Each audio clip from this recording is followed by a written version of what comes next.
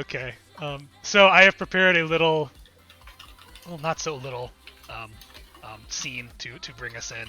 I apologize profusely for for the impatient, but it's gonna take me about 5 minutes to read through, so bear with me.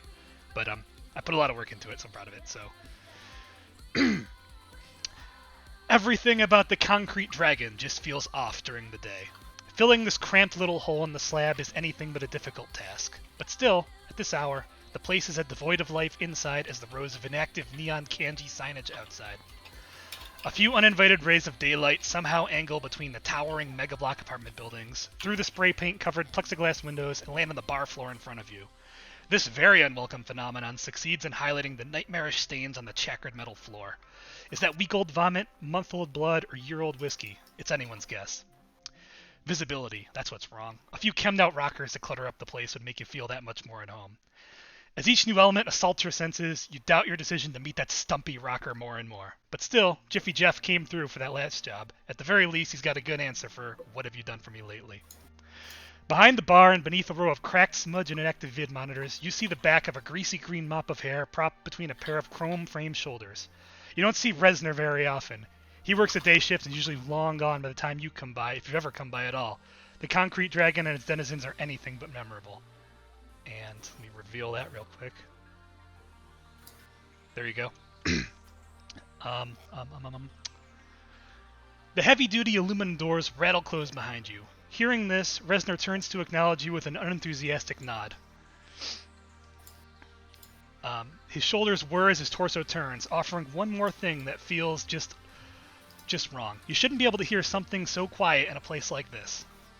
You return the gesture and make your way toward the only two other patrons for your meeting. Resner produces a round of your preferred pre-noon drinks before reaching up to flip on the nearest monitor facing your group. The smooth voice of gubernatorial candidate Dirk Stone sings through the speakers in a stark juxtaposition to the static mess that struggles to warm up and take form on the screen. As I explained earlier, you will find no greater proponent of progress than I. But nevertheless, I believe we cannot simply ignore the risks associated with electing an AI as our governor. One needs to look no further than Mari's surprise seizure of the controlling stake in Maravati Incorporated last year. I, for one, am not willing to afford her the same opportunity in the sacred halls of our government. Raucous applause and cheers fill the air before a cool, calculated, and faintly artificial female voice responds. Mari understands your trepidation, Mr. Stone, she really does. But humanity should not allow a fear of the unknown to stand in the way of progress. At this point, seemingly against all odds, the corroded circuitry behind the vid monitors succeeds at displaying the full image. Looking up, you are met with the unmistakable face of Mari, the flagship AI, namesake, and recently self-instated CEO of Maravati Incorporated. A replay of last night's gubernatorial debate is playing. Mari continues. And to that end, Mari does not believe this election should be about what Mari is, as much as it should be about what Dirk Stone is not. Dirk Stone is not capable of unbiased decision-making. Dirk Stone is not pragmatic. He is not reasonable, logical, nor rational. He is the latest in a long line of puppets trained for no other purpose than to toe the T&D company line. Mari, on the other hand, she suffers from none of these flaws. She is the sum total of 6 million years of human ingenuity. In short, she is all the good of humanity and none of the bad. There is a comparable but noticeably lesser applause break.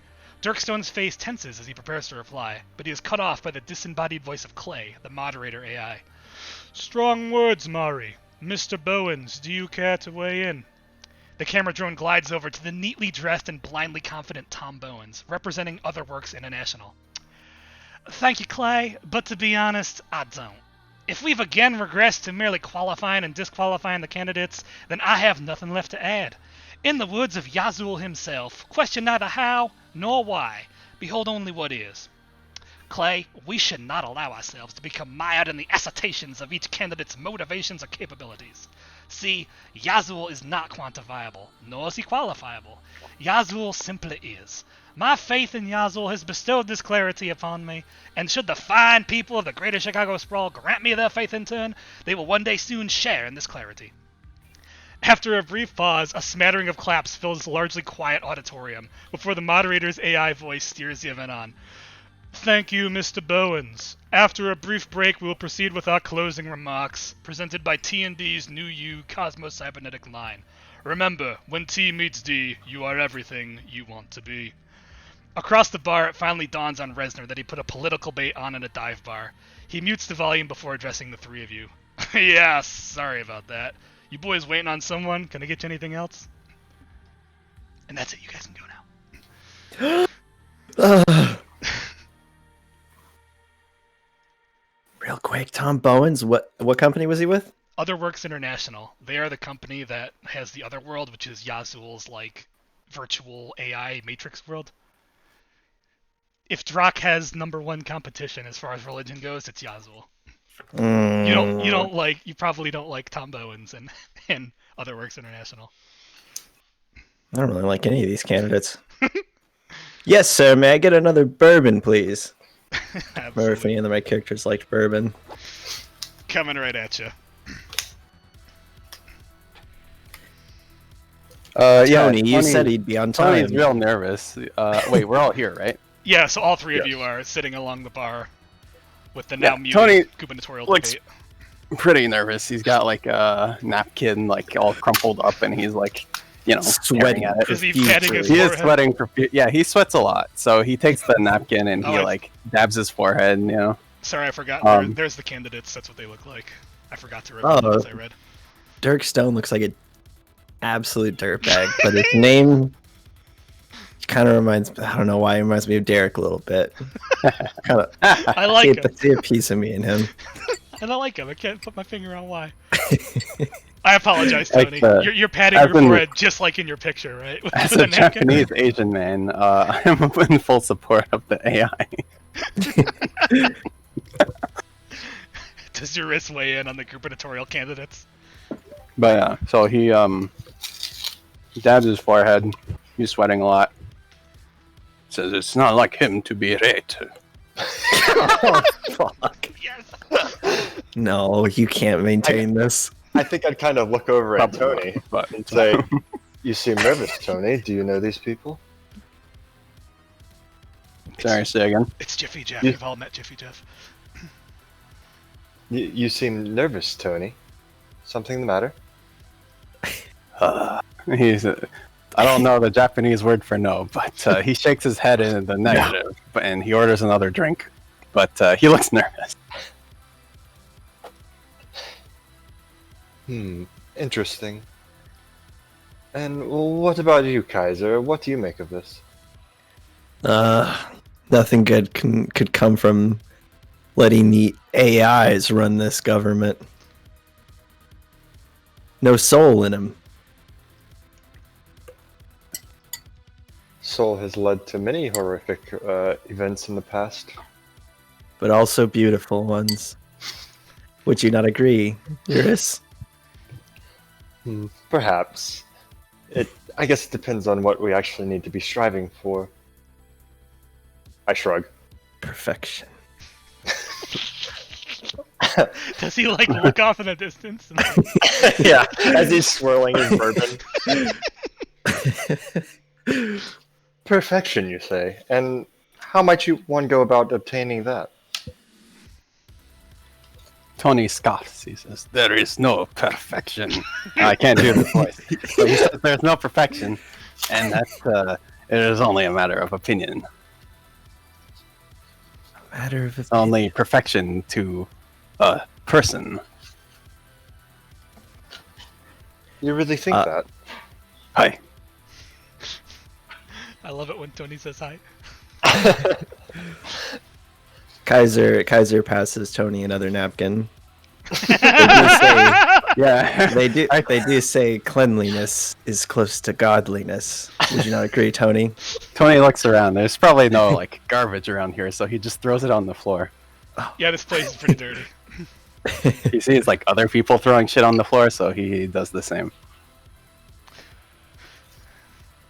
So at about that moment, that loud as shit metal door behind you guys at the front door clangs open, and in strides Jiffy Jeff.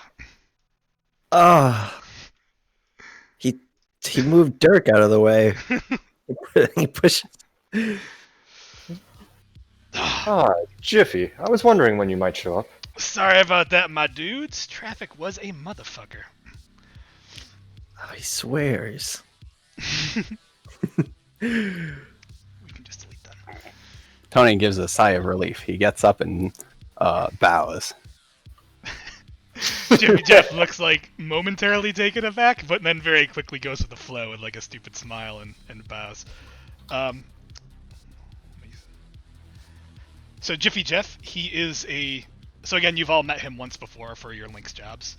He is a dwarf in his 30s. He's got graying brown hair, a pretty wide, stocky frame. Is from what you've known, he's a pretty easygoing guy. He wears leather rocker attire, and he's got these like cool scrolling holographic band patches that like cycle through all of his favorite bands. They're like logos and stuff. On his right, is the Jeff fanboy character. I editors know I strongly predict Jiffy Jeff dies pretty quickly. I killed Jiffy Jeff. Jiffy, I believe you've gotten all the usefulness extracted from you. Stab it with a knife. You brought us together in a bar at the start of the game. Your job is done here. Goodbye, Jiffy Jeff. See you in the nethers. The game just ends because you don't have a job yet. We soft locked the game. We do that divinity thing where like then just a cat walks in like, meow, I want you to go do this job, meow. You killed the cat. Let's see. On his right forearm he's got a Midas cybernetic hand musician model. And he plays guitar in an industrial band Undercurrent, which I'm just assuming you all hate. So most likely. Anyways, I only prefer classical music. Very pure of you. a lot of people say metal takes its roots in classical music. I think it takes a trained ear, but it's in there. So anyways, yeah. So Jiffy, I hear you have something for us. That's right. Kind of got a hot lead on what my biggest gig yet. I'm thinking if you guys are looking to get serious about this operator thing, it might be a good opportunity for all y'all. I'm interested. All right, let's talk shop. You guys probably like move over to like a little booth, that little like in the picture like that corner booth. You move like 5 feet away from the private. Ugh, disgusting.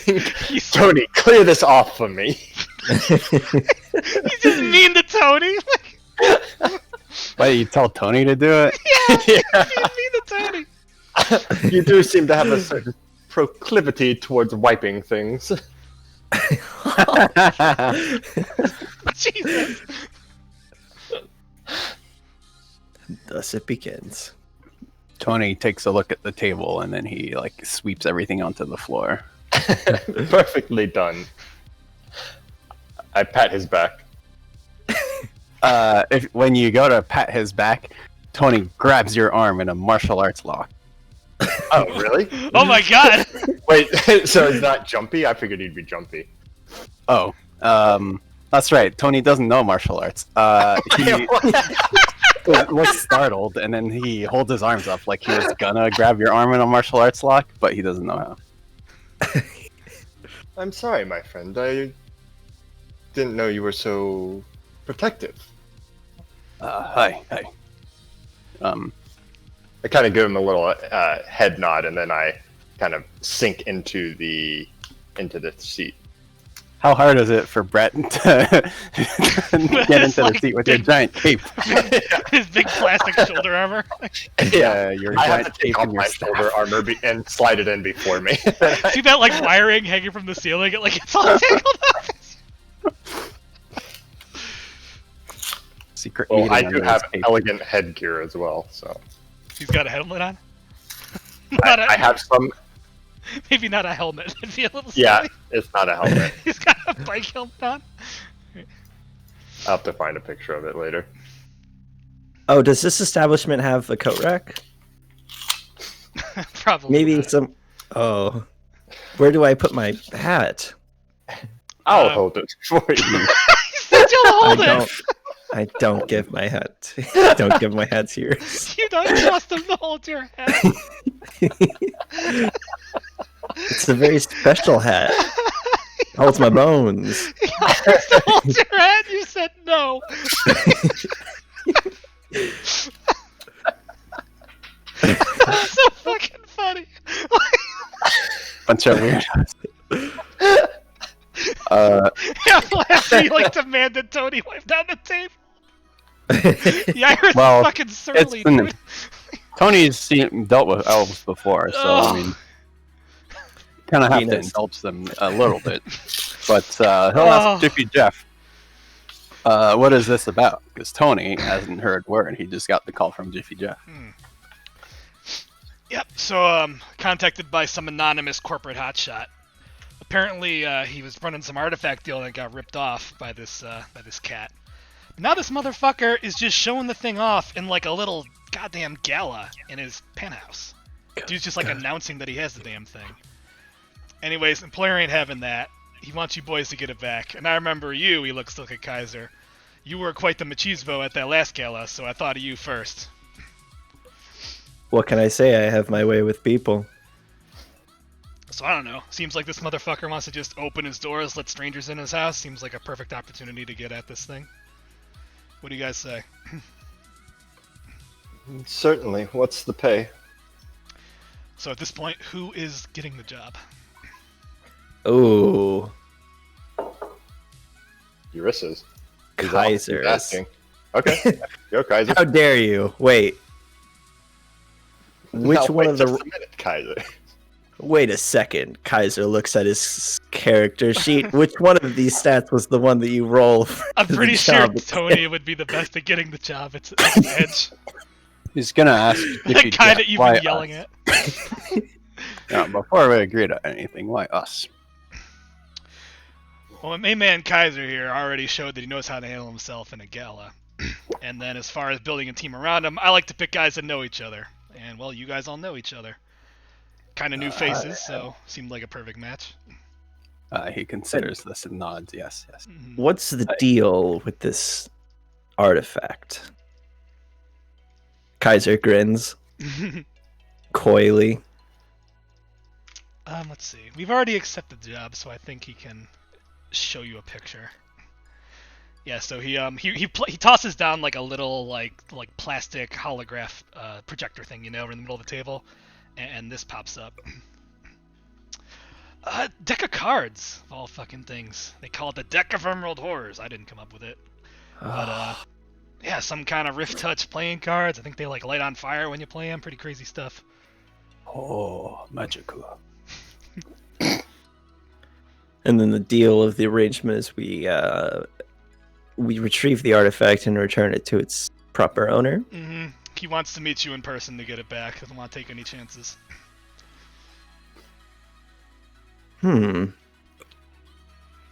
Tony, what do you think? Tony considers this. He looks quiet for a moment, takes out his handkerchief, dries his forehead. He does that a lot. He asks, how much? Meaning, like, how much? What's in it for us? What's the pay like? Let's get the job and let's see what the pay's like. All right, Tony is pretty willing to accept any terms. I mean, he needs cred, but he does things in the proper Japanese way of doing business. It's important to set terms ahead of time. Of course. Let's see. What is it, Edge? Yeah, I'll double check that real quick. Get the job, Edge. Yes. I don't have anything, but maybe Tony's gambler's eye has picked up something interesting. Very nice. So yeah, you can choose one from the list of get the job there. Okay. Yeah, intel. What was it? Useful information intel. Useful assets gear. Job pays well. Doesn't attract attention, and employer is identifiable. Is there a new one for like artifact in this one? It's not in the book. There can be if you want to. Although just going by the book, there's like this group has like no use for artifacts yet. Okay. All the moves that actually consume them, nobody actually has yet. Okay, no problem. Plus, I don't know, maybe like we'll kind of go with the fiction on that one. I don't think Jiffy Jeff has like spared. Well, maybe he could, but yeah, if you want an artifact, you can have one. We'll figure it out.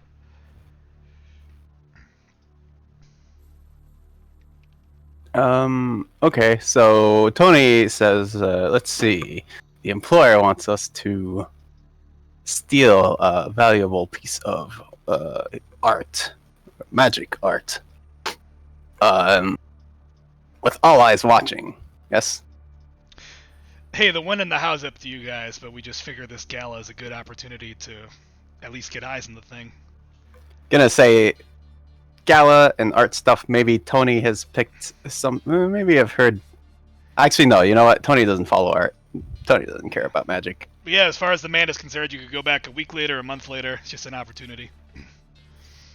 He nods, and yeah, he'll take the job. But before we meet the employer, Tony likes to know who he's working with, so he's gonna ask Jiffy Jeff to reveal the employer. Well, I was kind of under explicit orders not to. All I can say is he asked for you boys by name. So I don't know. Seems to me if you're new at this whole op thing, that might be a pretty good enough hint. But he he will tell you. Let's see. Well, it's Tony's guarantee. He tells Jiffy Jeff. He will put on a air of confidence as much as he can muster, and tell Jiffy Jeff that the artifact is already consider it secured. You may as well tell us now. He kind of like clicks his tongue. Let's do a fast talk for that. The employer's identity is kind of a big deal. Okay, sure.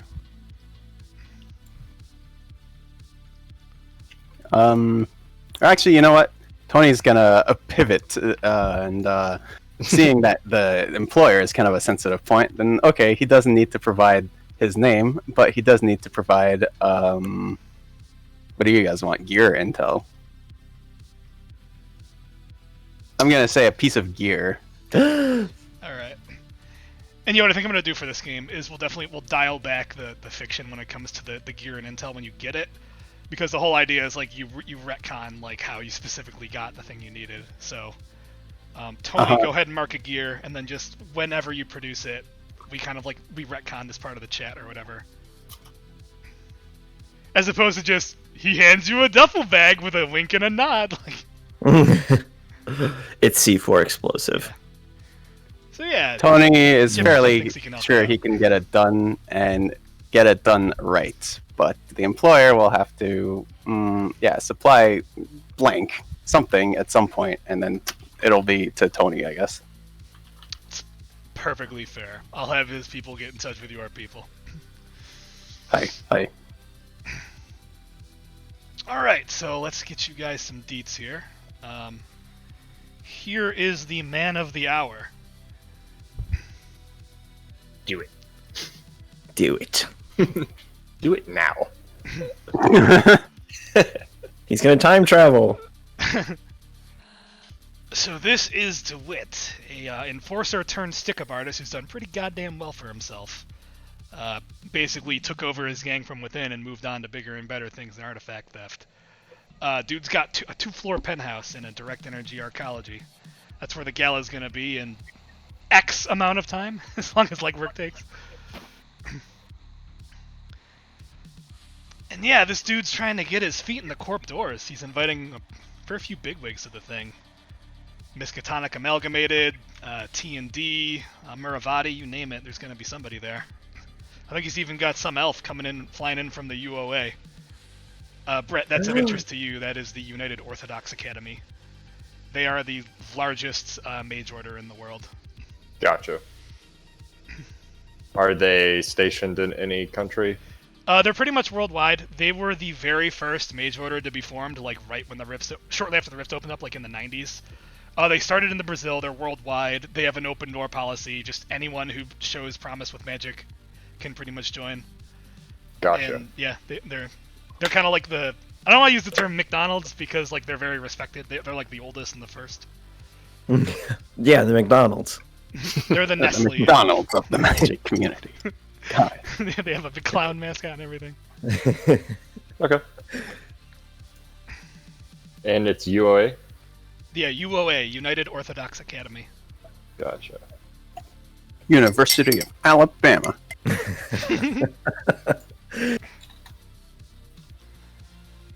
Does that elf that's being flown in have a name? I think, yeah, Gage, I think that was the name. Gauge. Damn it. Gonna have to find gauge packages everywhere. Okay. Cool.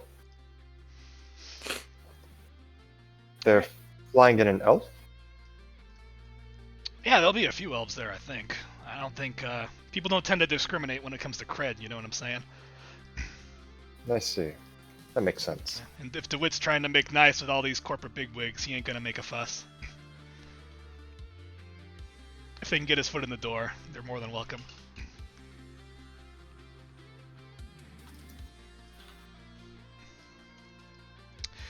So yeah, I think the chat kind of goes its route. You guys finish your drinks. If there's any like other pressing questions, you guys can throw them out there. But otherwise, yeah, Jiffy Jeff will wrap up. Thank you. Oh, let's state cred. Forgot about that. 3. All in. He just pushes. I'll stake 2. Coward. I'll stick 3. Tony's a gambling man. Oops. Look at my cool new interface. Look at that. Look how cool that is. So I Yeah, believe. it's all right, Jeff. So I believe that is 2 ticks. Shit, was it legwork or?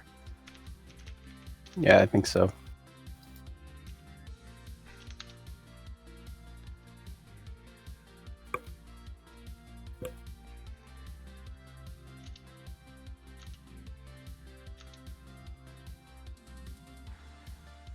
Every player that takes 3 cred, the legwork or action clock advances. Advance the action clock by 1 first, and then the leg. Okay, so it's 1 action, 1 legwork. Okay.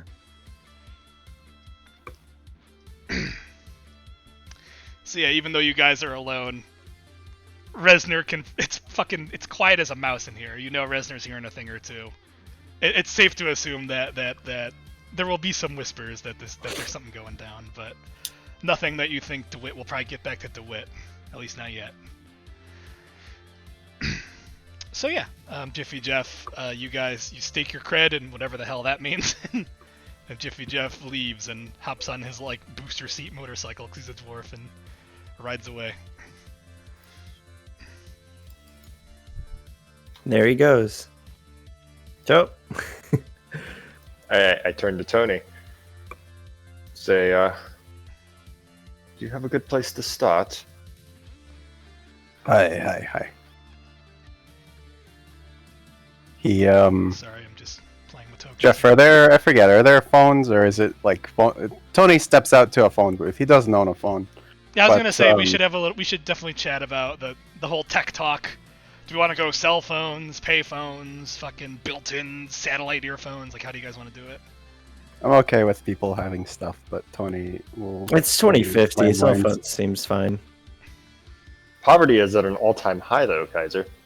I am my mistake. Yeah, but you're living the I life, am not. I guess. I am not. I am a fan of just the romanticism involved with like going to payphones and like meeting people under bridges and shit. We could do that. And then, Tony like, sees a cell phone in someone's hand and he slaps it out of it. you have no When you honor. use a cell phone, the corpse have all your information. They can hear all your calls. It might as well be signing a confession. Let's go with no wireless cell phones, but people have got like house phones in their houses and stuff, and pay phones and all that. And then there can be obviously like there'll be radios and stuff for missions. Kaiser has a car phone. Ooh, Kaiser doesn't have a car. He's got the phone for a car. Jeff, were you not listening? Kaiser It's has a rental. a car phone. He bought it at a flea market. This will look really nice in my car that I buy someday. All right. Well, Tony's gonna ask to use the car phone.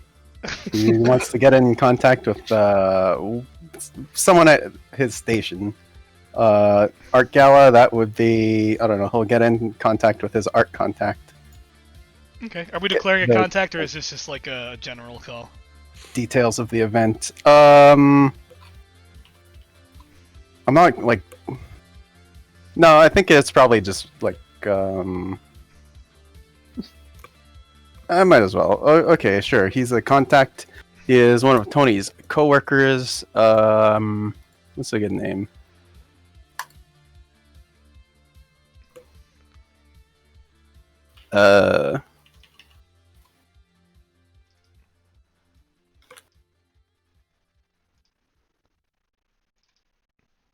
I'm stuck. Oh well. Vincent something. I don't know. Tony forgot his last name, but he's gonna contact Vincent, and he's just the local news guy at his station that covers like arts and ritzy events. Ooh. Say like Vincent Sinclair or something. Like some. Vincent I don't know. But yeah, he's gonna. What race is Vincent Sinclair? What kin? Oh, I guess he's probably an elf. It's probably good for his. He's a human, but he has like modified himself to look like an elf because it's good for business. Gets him into events and stuff. Makes him more respected among the community. Let's see. One sec. Is that Vincent Sinclair? Sure. Yep. I may have made like 50 tokens because I was really excited. I don't know. He's some cool looking dude, I guess. Sure. Yeah. He's got 3 arms. Yeah, he'll either call Vincent or pay him a visit at the station. Okay. But yeah, so well, actually, before that, so Tony's just gonna tell his associates. Yeah, Tony's gonna find out some details about the event. How do we get in contact with each other? Car phone. Yeah, we use Kyber's car phone. So I think it's implied that you all have domiciles with a phone connection. So like you can call each other at home and leave messages and the like. Mom, I'm talking to you. Like, and again, like we can take liberties. Like you guys can have arranged to meet each other like a day out. It's fine. Tony's gonna hand these guys a card for like a dive bar. It's like I don't know. He'll say he'll give you the call and then meet here. Once Tony's got the info. Cool. And actually, he's gonna ask what you guys are gonna be up to. I think I'm going to look into this elf that's being flown in. Gage, was it? Mm-hmm. I'll see what exactly he's up to and what exactly he can offer this. What's his name? Mr. DeWitt. Yep, DeWitt. Booker. And yeah, just to reiterate, the purpose of the gala is DeWitt is trying to go legit. Jeff explained this. He's bumping elbows. Yeah, so this is literally like a networking gala. He's gonna like just show off his fancy house, have at least some representation from most of the major players, so you can make an impression and try and get an introduction for a proper business relationship. Okay. So, like, as to specific agendas of each guest, by all means, you can dig into that. But like, the larger picture is they're on like the base level. They're just there to evaluate DeWitt as like a business partner or an asset or something like that. And DeWitt is an artifact collector, so he's gonna have like a collection of artifacts on display. I believe that me, Eric Kaiser, will be able to arrange us with invitations to this party through the congregation. The congregation. That's what it's called. I guess I can reveal the directives too. Not that as what? There you go. Not that it's that big of a deal. There you go. As well, Kaiser will always refer to himself in the third person. I will like Mari the AI. We just Kaiser's an AI from Drock.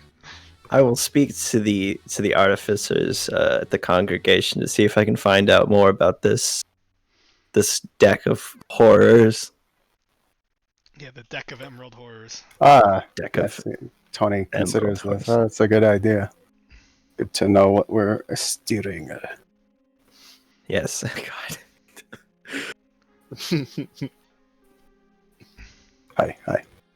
And Then Tony, Cool. I believe we all have our assignments. Should we plan to meet up at some point, or should we just wing it? I believe that Tony has set us up to meet up at a dive bar or something. Someplace Yeah, a that's little right. nicer than this. I flip over the card or whatever he gave me. Yeah, Tony, what's Tony's personal watering hole? It's one of many that he goes to. It's a place where he likes to, just like place some bets. It is, I don't know, it's down by like it's the bar on the like dog racing track. Like on the, I don't know, somewhere in the city. Cyber dogs. Yeah, I was gonna say Yeah, they're like cyber dogs and shit. Cyber Magic dogs. dogs. at It's the like cyber battle dog- bots in the future, only it's dogs. A little bit, yeah. And they have like pneumatic like hammers and shit on them. That's horrible. No, they shouldn't. Anything goes in dog racing now. Oh no. Well, yeah, because you know what? They just regrow the dogs in fucking vats and shit. So, so PETA just had to chill the fuck And out. there happens to be a pretty big race coming up. So, actually, Tony's just gonna give you the time, like, I don't know, in like a day or however long. Yeah. That's when the big race is. That's where Tony's gonna be if you need to get in contact with him. He'll have his favorite. What wasn't that picture? Of toothpick in his mouth or cigarette that he like lets dangle out when he loses money. Yeah. Very well. Cool. So yeah, I think you guys finish up your pre-noon drinks. You settle up your tab with Resner, or don't, because fuck this place, and then I think you all shuffle off into Chicago as the sun reaches its highest. Kaiser has his disciples pull the car around. Does Kaiser get driven around by his disciples? It's a corporate car. It's a bit. It's. Tell us about the Congregation of Drock's corporate car that Kaiser gets to do some ride around in. What is it? We're in the year 2050. BMW's probably still kicking, huh? I'd have to say that most of the brands are still there. They're probably rolled into one or two like super corps at this point. But yeah, I think they probably still exist. A name like No, BMW, it's very- yeah. I'm trying to think about how. I think you fancy mean Nissan. Nissan! Toyota. Mitsubishi! Pontiac VT7. Get in his minivan, drives back to the church. He sits in the back. There's a juice box in the back. It's a sedan. It's a slightly fancy, like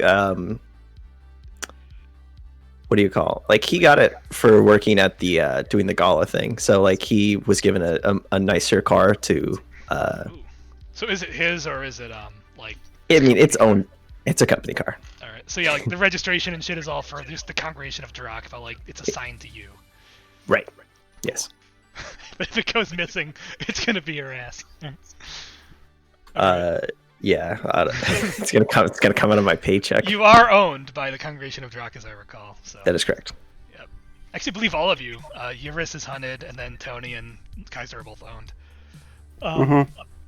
Okay. So yeah, they pull around with your regal-looking Congregation of Drockmobile. It's not a Pope-mobile, is it? It's not the Pope Mobile. I'm not that fancy. Yeah, and you get in, and so where do they? I guess who we gonna go with first here? Whoever. Tony waits for the bus. I think Kaiser. I guess. He's got his own. Yeah, transportation. Kaiser probably got back first. So are you just like going through like official channels with the Okay, so I guess you drive back. Where do you go? Tell us a little bit about the congregation and like the campus or whatever, and where you might go for something like this.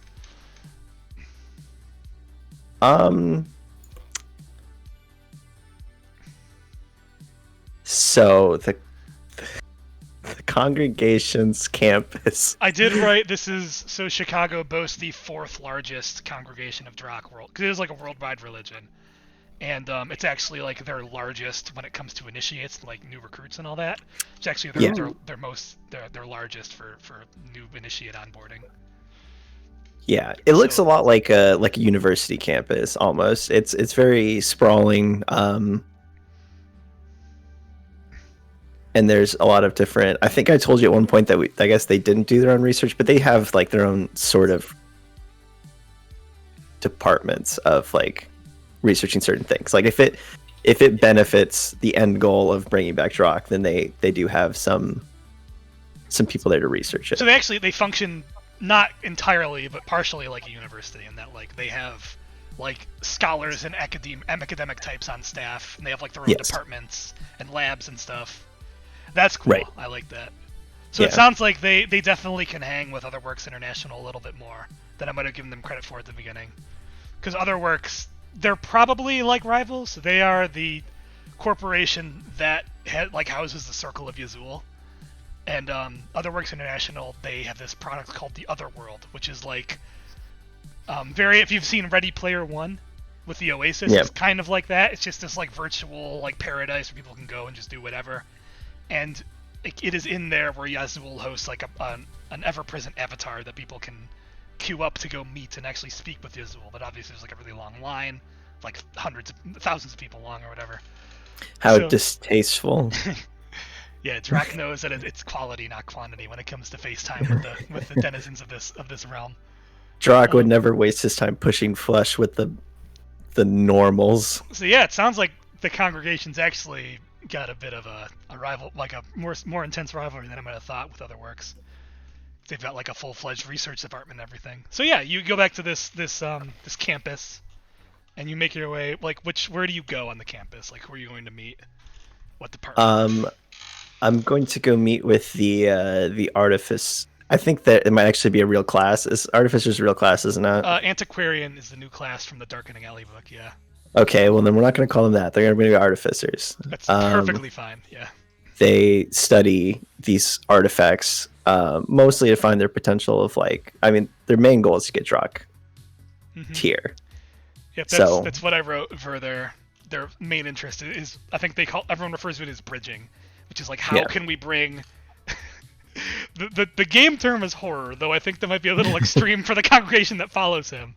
But it's, like they're trying to figure out how to bridge horrors into this world, so Drock himself can come through, not some hokey avatar like Yazul does. So I'm gonna go meet a man named Sandal Fedek. Are we declaring a contact, or is this just like an official channel? I feel like an artificer would be a good use of an official contact. Mm-hmm. So yeah, we'll call it an official contact. Okay. I'll write it down. So yeah, Sandal. What race is Sandal? Sandal is a dwarf.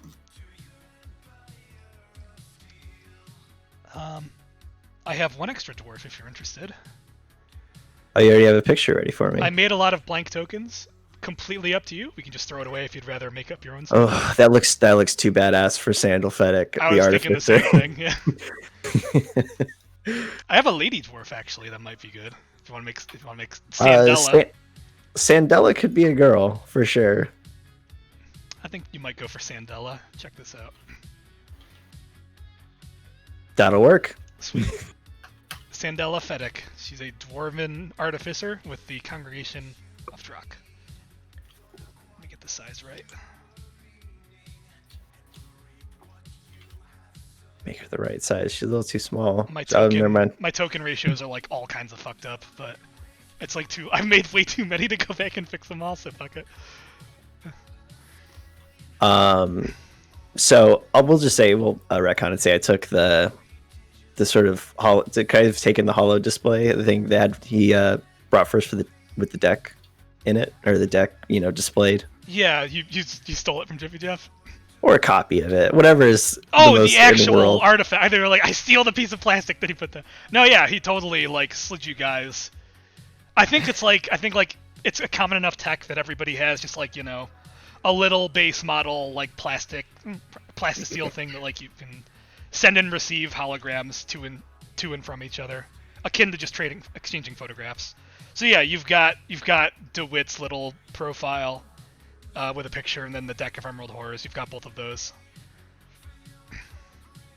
Yeah, so I'll walk into Sandella's office. She's probably tinkering with something that's way beyond Kaiser's level of understanding. What kind of business relationship do you have with Sandella? Like, have you gone to her as a contact before? Has she helped you with anything like below, under the table, or is this like strictly just like, hello, my colleague, I'm coming to you for help type of a thing? No, they had a kind of like a more informal relationship during Kaiser's time, like the before times when he was just like initiate working on the campus. He would help her out with odds and ends, moving missives or paperwork from office to office. But now time has gone on, and Kaiser has now reached his full potential, if you will. So she knew him as an initiate. So she was here before you came here. So Right. She's been here a little longer. She's been here longer, yes. Okay.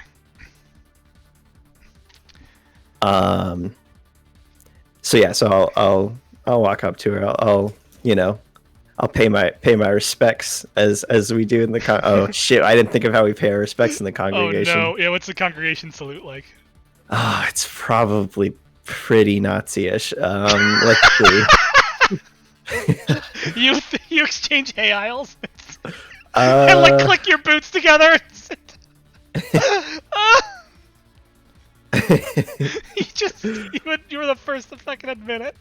It's probably pretty nuts. Oh god. We don't heil, but we do. God, what is it? It's got to be something like Hail Drak is really close to Hail Hydra. the other one.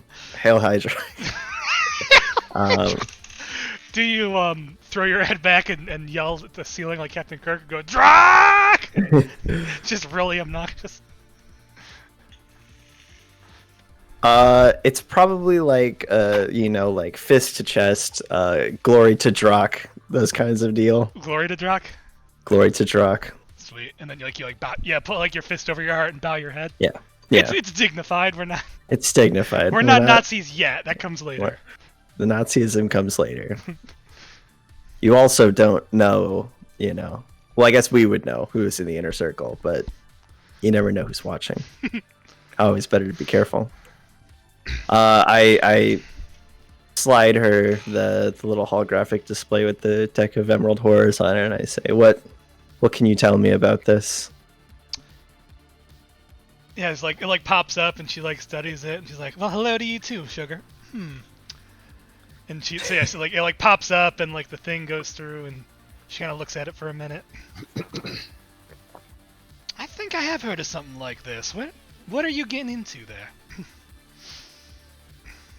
Oh, you know me, official congregation business. Just looking to get artifacts into the right hands. I'm sure it's something you can understand.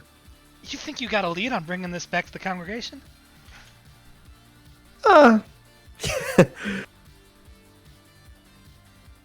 Into the congregation's sphere of influence. I'm picking up what you're laying down. This is significance. Let's see here. So she like looks into her.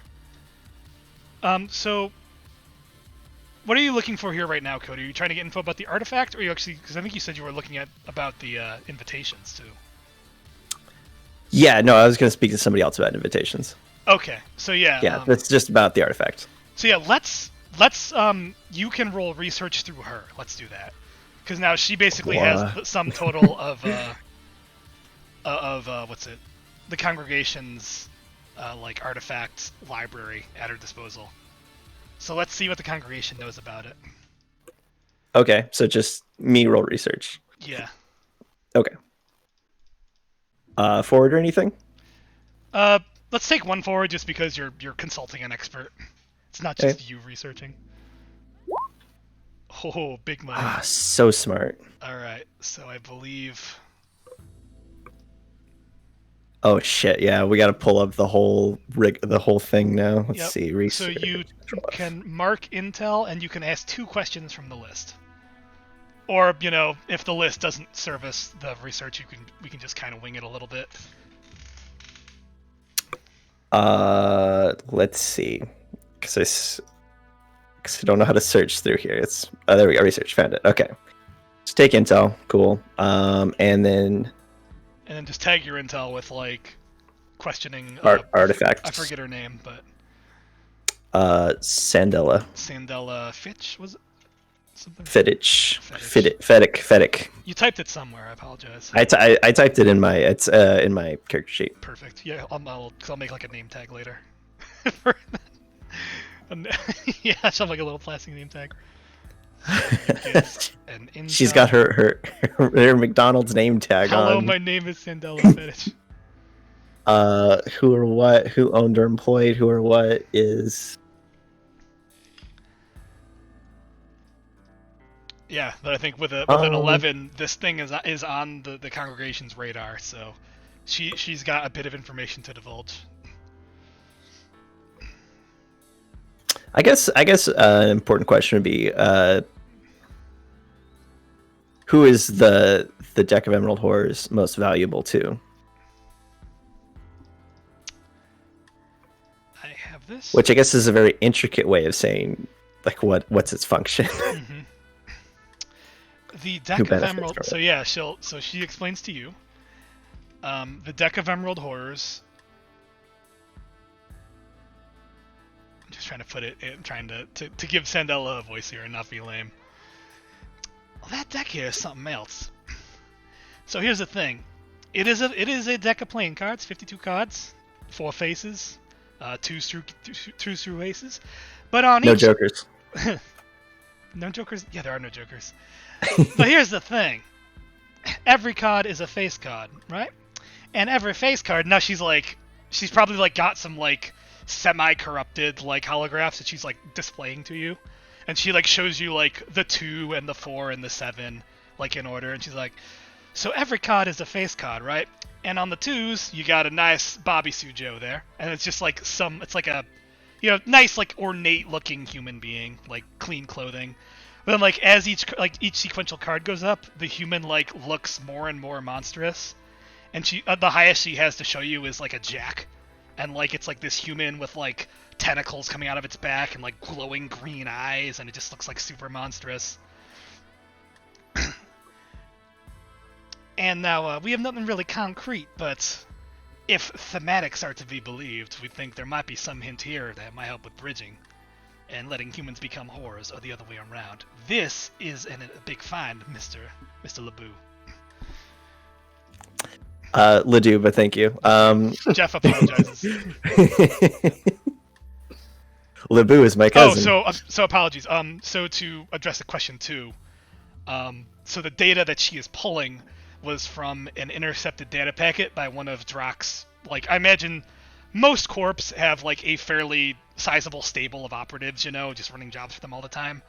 This was a data package picked up by one of their hackers. Just doing, I think goes without saying, Drock probably like does offensive jobs against the Other Works International pretty often. And probably vice versa, like they're competing super religions. And yeah, you saw that this thing came up. So Other Works, they were expecting this bad boy. I can't quite get who the buyer was, but they were fixed to receive this pretty recently. So it seems to me like your boy may have had something go wrong with his sale, if this thing is out in the wind.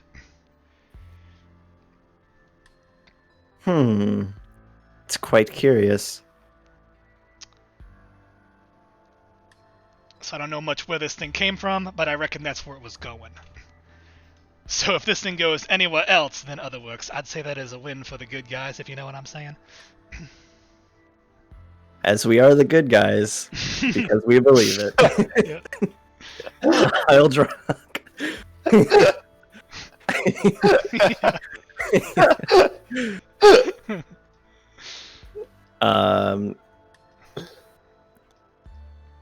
I thank her for her time and ask her if she needs anything from me, as I believe that's how contacts work. Well, you could give me a follow-up question, seeing as you rolled an 11 there, Shug. Oh, shit. I felt like the way I asked it was kind of phrased in the way of 2 questions, but No, I think you're right. You just grift yourself. Yeah. That's fine. Yeah, no, I did it. You asked what it is and who wants it, and I think you got 2 good answers there. Plus you have intel for later. Yeah, I feel like I felt sated. Yeah. So as far as this wasn't really hit the street. You researched like with a contact, so I think we can probably just waive the hit the street roll for that. Okay. Hit the street is more for like buying information or like getting gear and stuff. This was literally like you went to a friendly contact who could conduct research with you and had no reason to like for it to be like a real risk. So Okay. we're good on that. Excellent. We can cut to somebody else. Yeah. So you go over your files with her. She probably like, unless you object, she probably like archives what you've brought to the table and you go on your way. I mean, I don't really know what I have besides an image of it.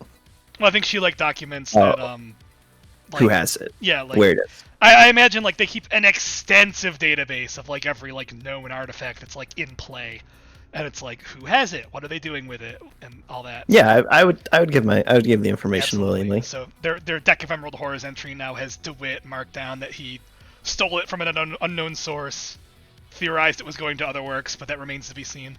Or no, she confirmed that, right? Yeah. So yeah, cool. Yeah, so let's go with Eurus or Tony now. I'll go. What? Yeah, go for it. Let's go with Tony since we've already declared what you're doing. So you're going to meet Okay. a Vincent Coworker. It was Vincent Saint something. St. Clair. Vincent St. Clair. That's for me for later. Yeah. So who is Vincent St. Clair, and what is your relationship with him? He is a pretentious half-elf that covers the ritzier side of, celebrity that's life. right. Yeah. So is he like an Ritzy. on-air talent, or is he like a fact? He gatherer? is. I don't think he does it on air so much. He probably is like a columnist for for some sort of report. A digital publication. Yeah. Very well respected, I guess. Is he Russell? Is he in the Diamond Network? Yes, Yeah. probably most likely. Or if he's not, he's got aspirations of being there. Oh yeah, I like that. Let's say he's like somewhere kind of at like, what level is Tony? Like, is Tony like down in the Mid-level. or is Tony like kind of mid-level when it comes to like talent and stuff? He is mid-level, but that just means that he gets exploited, by. Yeah. So all the let's say corporations this that he guy runs is like maybe within one or two rungs of Tony. So his Uh-huh. end goal is definitely to get up in the Diamond Network with like he's in the right sphere for sure. He's in the fine arts, you said, like he reviews. Mm-hmm. Is it more like He's an artsy art stuff? connoisseur. So it's more like paintings and modern art and statues and stuff like that. Or He reviews cyberpunk the world? events more so than the art itself. Ooh. Okay, yeah. So you go and meet Vincent St. Clair. What is his relationship with you? Like, do you guys go to each other for favors a lot, or is he like just a coworker? Is he an old gambling buddy? He's a coworker. We have shared sources not very often in the past, just because there's not that much overlap between what Tony does and what Vincent does. Okay. But it's professional, courteous, I guess. Sweet. All right. So where do you go to meet Vincent St. Clair? Our station, I guess, where we work. I go see him at his desk. You sent me the name, right? What is it? Of your affiliate? New Bugatti Network. The New Bugatti. I just got that. You fucking asshole. It's the T&D Corporation. I just got that. I can't believe you remember that. That was just New weird. Like Bugatti. that was like just like that was like a month while we all played Grand Theft Auto together when they were singing that shit. I love you, Russell. Yeah. So I go see him at his desk. Yep. Oh, that's so perfect. Yeah, so he's sitting at the desk, like typing up a new, some new piece, and it's kind of interesting because, like, you see in the picture, he's got like a dual cyber arm.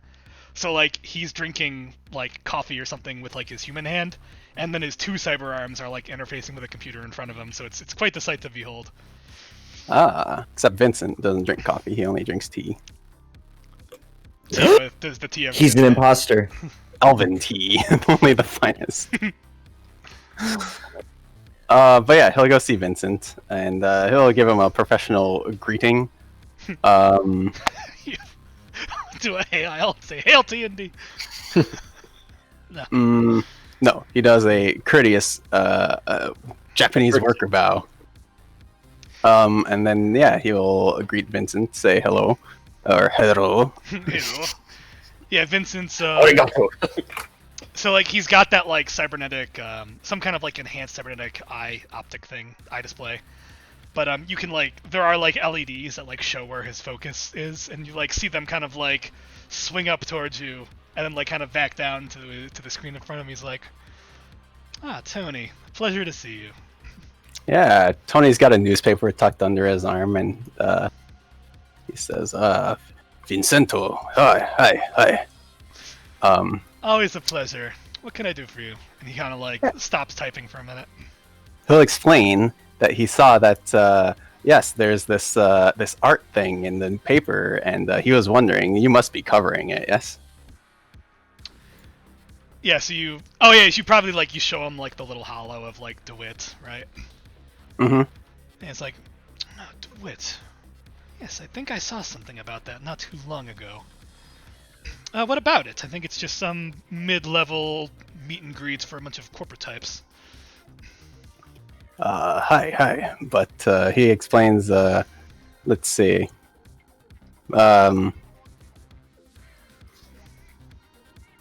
This is the kind of thing he covers, yes? Yeah, I think we're actually going over my head on this one, a little unusual.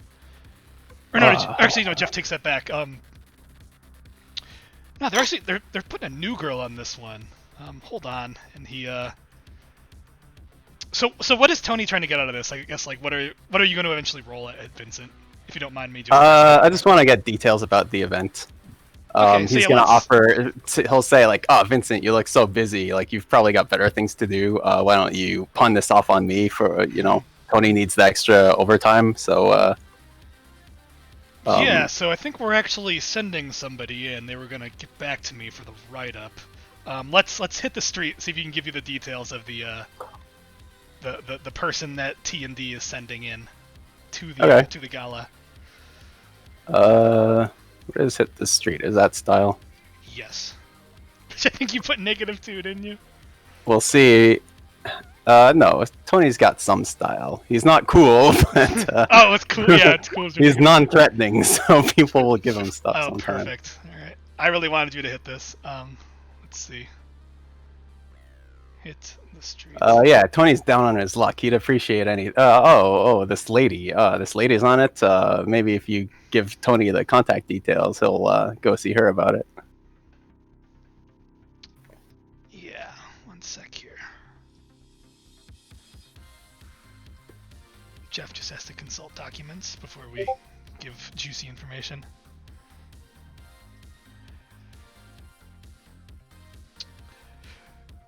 Yeah, this new girl, one sec, and he thumbs through his own files there, and he pulls up this for you. He pulls up the T&D personnel file for Nova. Nova? Tony says that he swears in Japanese. What are they called? Wild touched or something? She's a trollkin. Tororokin.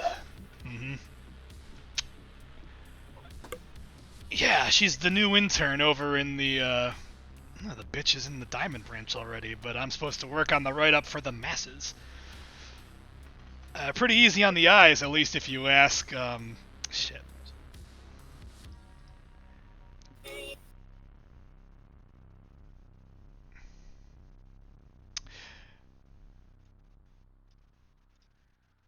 Yeah, easy on the eyes if you ask Frank Hart, if you know what I mean. And so... But yeah, we're sending her in to go get the scoops, and she'll get back to me. Who is Frank Harto? Frank Hart is a mid to upper level exec over in Diamond who has a thing for the trolls. Uh, And I don't know what kind of an investigative reporting you likes to get in, but by my guess, she's quite the looker. You can probably put it together. Tony is somewhat opposed to favoritism and such and such. He tells Vincent that there's no place there. It should be Vincento.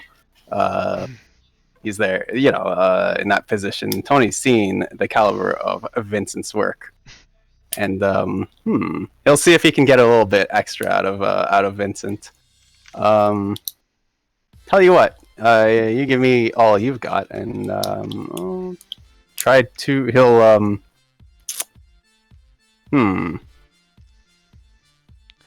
Yeah, let's choose our 2 things from the street roll there. Let's see. Choose 2 from the list below. Yeah. So I guess I'm looking for. What did I get from this style roll? I got the name of the lady, but I still need to go see her to get the info about the event. Yeah.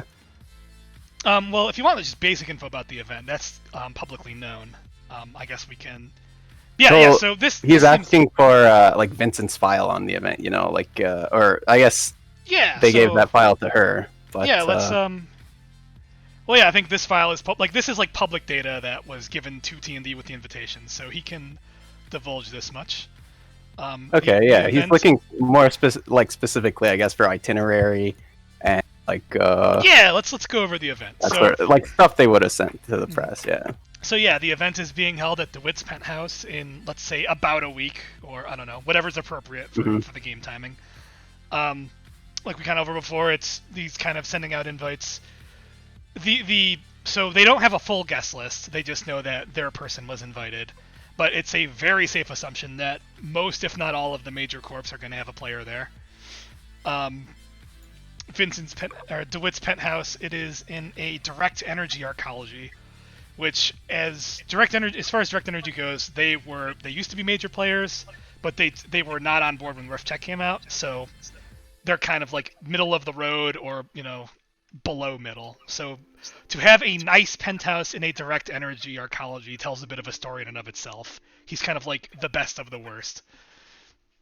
As far as itinerary goes, he's going to have his whole collection out on display. There'll be a little silent auction for some select pieces he wants to let go.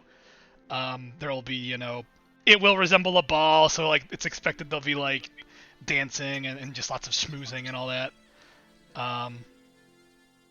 Not unusual, Tony, for there to be some high stakes card games and things like this.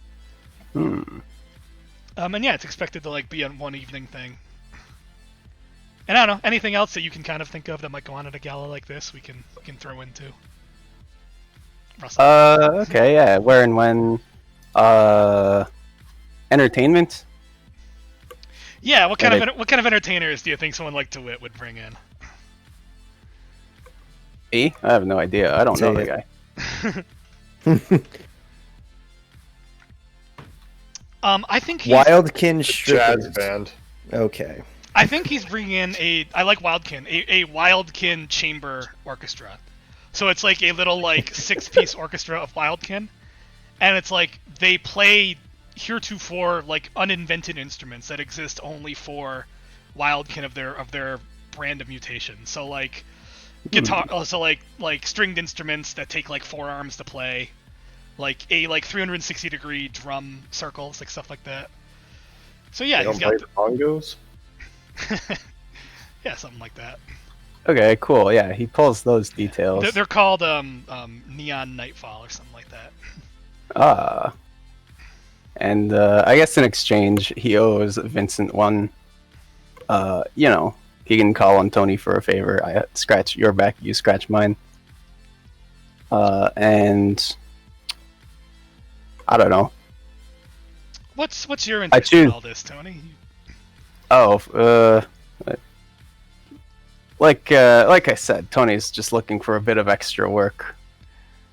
Gotta fill those overtime hours.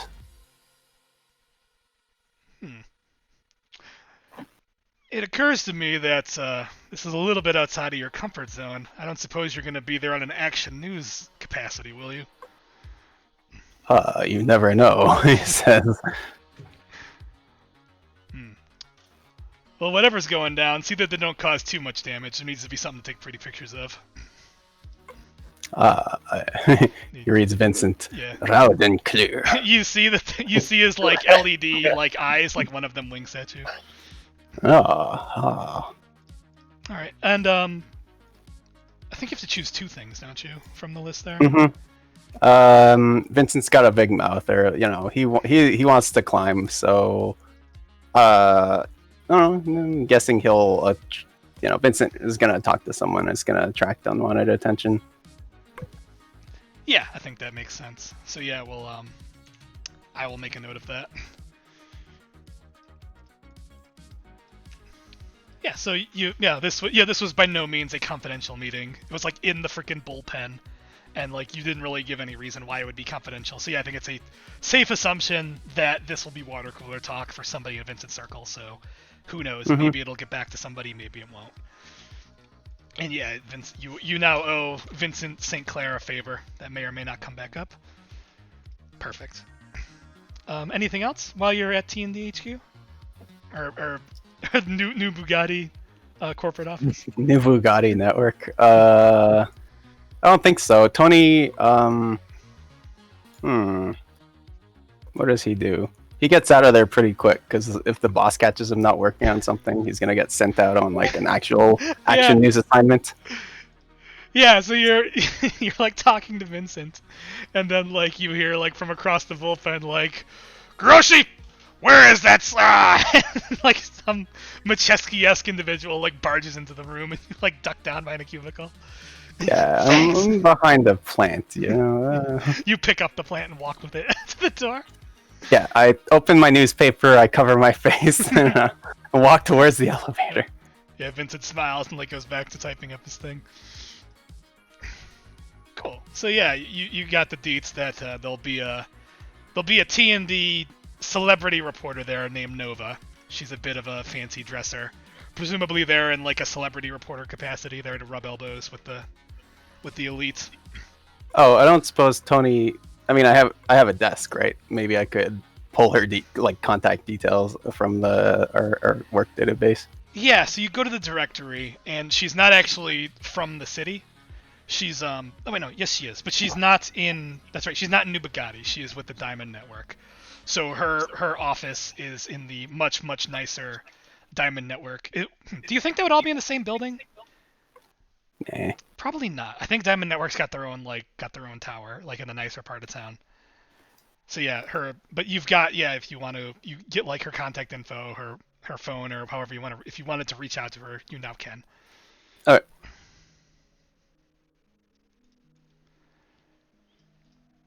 And yeah, her person. I guess there's probably like a basic personnel file that you have access to, and it definitely checks out. She is very new. Let me just double check that.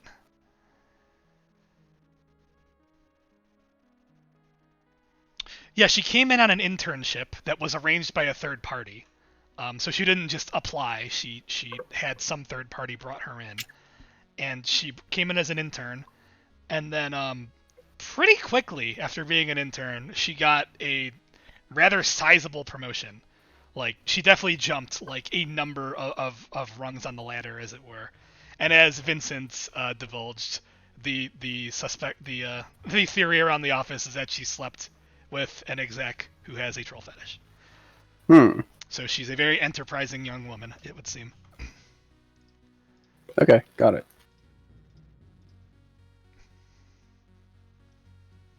That's all I've got. You should go to Brett for now. Okay. Yeah, so where does your risk go if he's trying to track down this Gage fellow? I'm sure there are like libraries almost of just like magical information and like artifacts. I'm actually if you were in a magical order, there would be no shortage of library access, but you're kind of not. With that said, though, the United Orthodox Academy is they do accept anybody. I think I would just go there. Accepting applications now. Yeah, so you go to the UOA like local chapter in like this part of town. It's not just like the Chicago chapter, like they're kind of all over the place. Yeah. And I don't know, why don't you tell me like what is a mage order like? Like a place that actually has a brick and mortar location. What? Okay, so you made this place. So tell me like how book, like prestigious they are, or they are the biggest. Like they are the. But are they like elegant, like really show offy, like oh yeah we're magical, like, or is this like a fable, like right when you get inducted into the Heroes Guild type of thing? Because does that make sense? I think it would depend on like the chapter you go to and like how high up the proverbial ladder they go, because if they do, so they are open door, they'll take anybody in who shows magical prowess. So I think it's safe to assume that like there's definitely like some kind of a hierarchy in there. So if like you go to a place where like just new recruits can go, it's fairly commercial, because just anyone can just walk in and like apply and speak to a representative or something. Whereas like you could go to like one of the more prestigious places where like you might have to like set an appointment to meet somebody, but that's like where you're gonna really meet your heavy hitters. Is it likely that they are aware of me? Just like, are they aware of like people that can utilize magic? In this setting, I think probably not. I think the whole idea in the Touch Prime setting is literally every character has a touch stat. Gotcha. So like the fact that you are a mage class is kind of like a separate thing from the fact that everybody can do magic. Okay. So I guess I think actually I'm going for the one closest. I think a fairly apt comparison, not in like image, but in like scope and like accessibility, might actually be like the military just in America. Like anyone can join the army if like they're just healthy and they pass the physical. So like if you're like, oh, I want to go find a soldier, you could go to like the local army reserve, or you could actually like go to the base and speak to like an officer. So kind of like thinking in analogies like that, I guess. Okay. I guess what I'm picturing, if I'm going to the one that's like closest to that bar that we were just at, it's probably not the greatest. Yeah, so maybe you're elegance. actually going to like a like recruiting office or something like that, where like they have like one or two mages positioned who are like there that people who are interested in joining can go and talk to them. Or do you want to actually like go to the proper? I think I'd rather go to the proper. Okay. And like, I probably don't want to talk to people too much. Mm-hmm. I'm not sure if they're like friendly or not friendly with the Order of Elan or whatever. So I think it's probably best if I try and avoid too much confrontation. Okay. So I'll go to that, and then I will just look if they have any information databases that are just open to the public. Okay. Yeah. So you go to like the local United Orthodox Academy. Like it's let's go with the word. I like the word campus. It's like a small campus. There's like a main welcoming building, and then like beyond where like I don't know visitors check in. So I think I don't think you're just gonna go in and walk around. You probably have to like go through this little like welcome structure. But like inside there's a courtyard with like a fountain and all that, and we can go over that in a minute. Mate's license. Yeah, so I think you go into like this welcoming room, and like it's this like immaculate like yellow and white like very like sleek themed room, and in the middle there's like this fountain of like a floating orb of water with like fish in the water, and it just kind of like floats in the middle of the room. It's pretty cool. And then like behind that, there's like a representative, like a young, I don't know what the term would be, like acolyte or something, who's like there to greet people. And she's not at like a desk. I think she's probably like just like standing with like a little podium and like fairly well got up. She's there to be like the face of the institution or whatever. Okay. Is it sorry, obvious? or you could sneak in. You could do that too. No, I'm not sneaking in. Okay. I definitely can't do that with these massive pauldrons. You're just like constantly banging in the shit with your huge shoulder pads. You like walk through the fountain and shit. Yeah, This waterfall. shit. All Sorry, the fish guys. start flopping around. Oh, I'm so sorry. Yeah. No, I'm not sneaking in, but I just don't want to talk to people for too long if they start asking questions. It's kind of what Eurus is thinking. If it's not obvious the direction of like their library or database, then I will probably go talk to that representative and see if I can find out. Okay. I don't know why I'm asking, but like, how much like a mage does Eurus look like? Very much so. Okay. Absolutely. Yeah. And he probably even has the floating orbs. Let's be honest. Jesus, yeah. So, and you're like 21 or something. So yeah, I think she jumps to a few conclusions when you walk up to her, and she's like, so yeah, you walk up to her, and she's like, she greets you like, oh hi, I'm Karina. What can I help you with? Karina, you say? Oh, it's nice to meet you.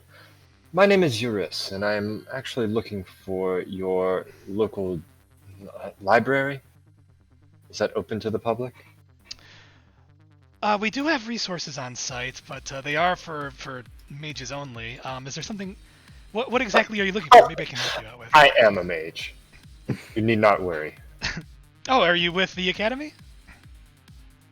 No, I'm actually with another order, but yours was actually closest, and I'm in dire need of some information. Well, sorry, I just can't let non-members in, but if there's someone else I could put you in touch with, maybe we could see about making an exception. What does one have to do to become a member? Oh, it's free invitation to anyone showing magical prowess. There's really no hoops to jump through. I like send one of my orbs just like circling like around us, and I say, "Magical prowess, please."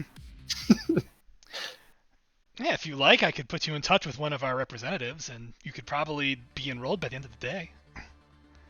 By the end of the day, that's not quick enough. Is there any way to expedite this? You'd have to take that up with the counselor you meet with. Perfect. I'll speak with him now. Cool. All right. She so she reaches up and she's wearing like this like silicone or like this like synthetic like headband, and she just kind of like touches it and like it pulses blue for a second, and like just a like beat goes by, and yeah, Brett, tell me about the representative that comes to meet you.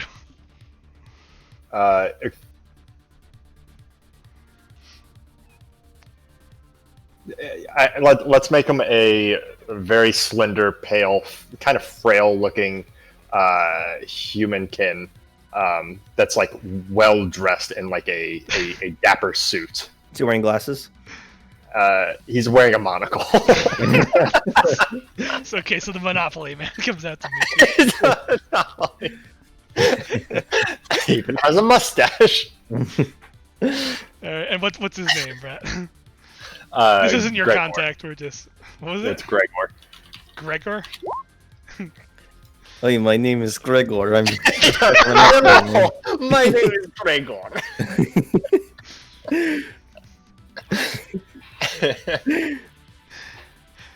Yeah. He even comes with that stereotypical Soviet hat that like covers your ears. Yeah, like the rat hat or whatever it's called. Yeah. I don't think he's wearing one of those. I think he's got It's on probably like snowing in Chicago. yeah, he's got on some like I love the robes from Skyrim, so he's got like a really like modernized version of that on, with like slightly animated like silver trim, you know, and like the whole thing is just like synthetic. Okay. And it's like it's like black with I think their colors are like black and yellow. So he's got on this synthetic slim black robe with like yellow trim that's like slightly amorphous. It's kind of interesting. And yeah, he walks in and he goes, "You are Eurus. Good to meet you. Come with me, son." Very well. Yeah, I follow him. Yep. And he like walks you through the courtyard, and you guys like start talking while you walk. And yeah, so you're just in like this big sprawling courtyard, and grass is an immense rarity in the Sprawl. But like this is one of the very few places that like has grass, and I think it's like very like cyberpunk version of, you know, your high fantasy mage college. You can probably like fill in a lot of the blanks. Yeah. There's a lot of like floating architecture and cool stuff like that. Lots of blue. Yep, blue and yellow. I think yellow's their color. Okay. Yeah, and so you walk through and like you look around and you see what is very clearly probably what you're looking for, like their their like cyber library that has like a mix of like you can like it's not too big, so you can kind of like see in like the pavilion of it. There's like Is a it, mix of books and computer terminals and stuff. Sorry. That scene where Obi-Wan like finds out that Anakin killed all the younglings or something. Is that the area? I haven't seen the fucking prequels, but any image that helps. Yeah, sure. I think that's it. Okay, cool. Yeah. you swear you see Cody over in the corner just laughing. Cody, what are you doing? I killed the younglings. I'm sorry. I indoctrinated him. You see Cody just like indoctrinating a bunch of mages. He's talking to a bunch of kids. No. They're young adults. Yeah, I continue following him. Yep. So yeah, I think so what brings you to the UOA? In truth, I'm actually looking for a bit of information, and the UOA was my closest, I guess, source of that. Oh, is it a research effort or? I nod and say, you can say that. I'm quite interested in some artifacts that I've recently become aware of. And also, I believe a member of your order, an elf. I kind of described some of his features. I'm sure some of them were described to us. By the name of Gage, I believe? Big ears, sort of frail Big looking. ears, black, straight from Africa. Black as night. He's coming from Africa. Now you're just assuming because he never told you he's black. He never said he was a black elf. That's profiling. Profiling is wrong. The name sounds vaguely familiar. Do you talk about the artifact? Like, do you specifically say Deck of Emerald Horrors? No. Gala, do it. I'm very broad about it because if I remember correctly, Do-It has a collection of artifacts, and just the Deck of Emerald Horrors is just like the one that our that's job what you're after. request. Yeah, so I'm going to be very broad about it. Like, I've recently come into some knowledge about some artifacts that are located within Sprawl. What is it? Whatever this city is Greater called. Chicago Sprawl. Greater Chicago Sprawl. Yeah, and I've actually just become a little bit more interested in that. So this is a purely of personal interest, then, this inquiry. I nod. You can say that. Well, the name Gage is a vague familiarity, though we do have a lot of specialists coming and going. Pray tell, Karina leads me to believe that you're unaffiliated, thinking about joining, is that right? Say that again? He said, so pray tell, Karina mentioned you were thinking of joining. Does that mean you're unaffiliated? Currently, yes.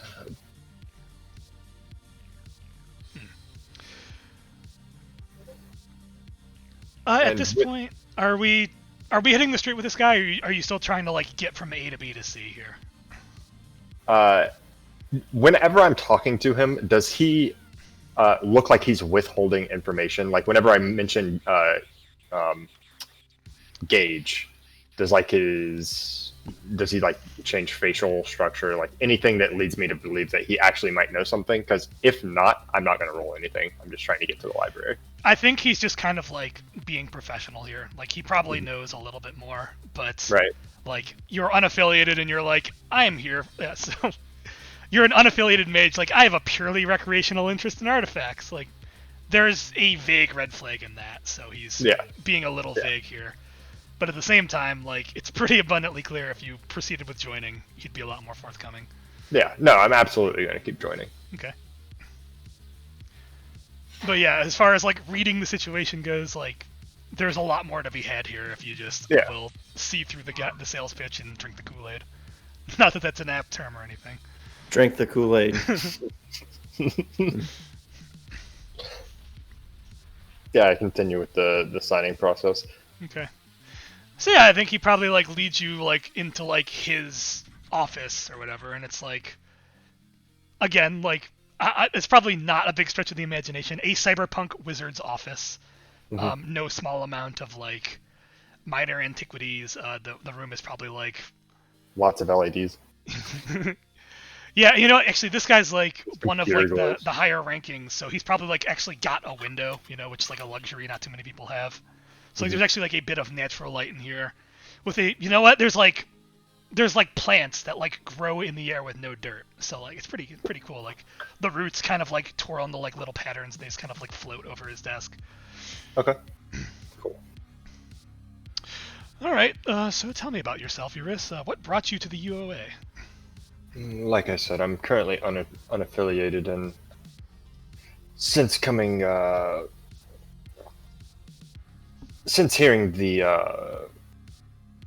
about the arrival of Gage, I hear that he's quite a big shot in your order. I've actually become a little bit more interested in it.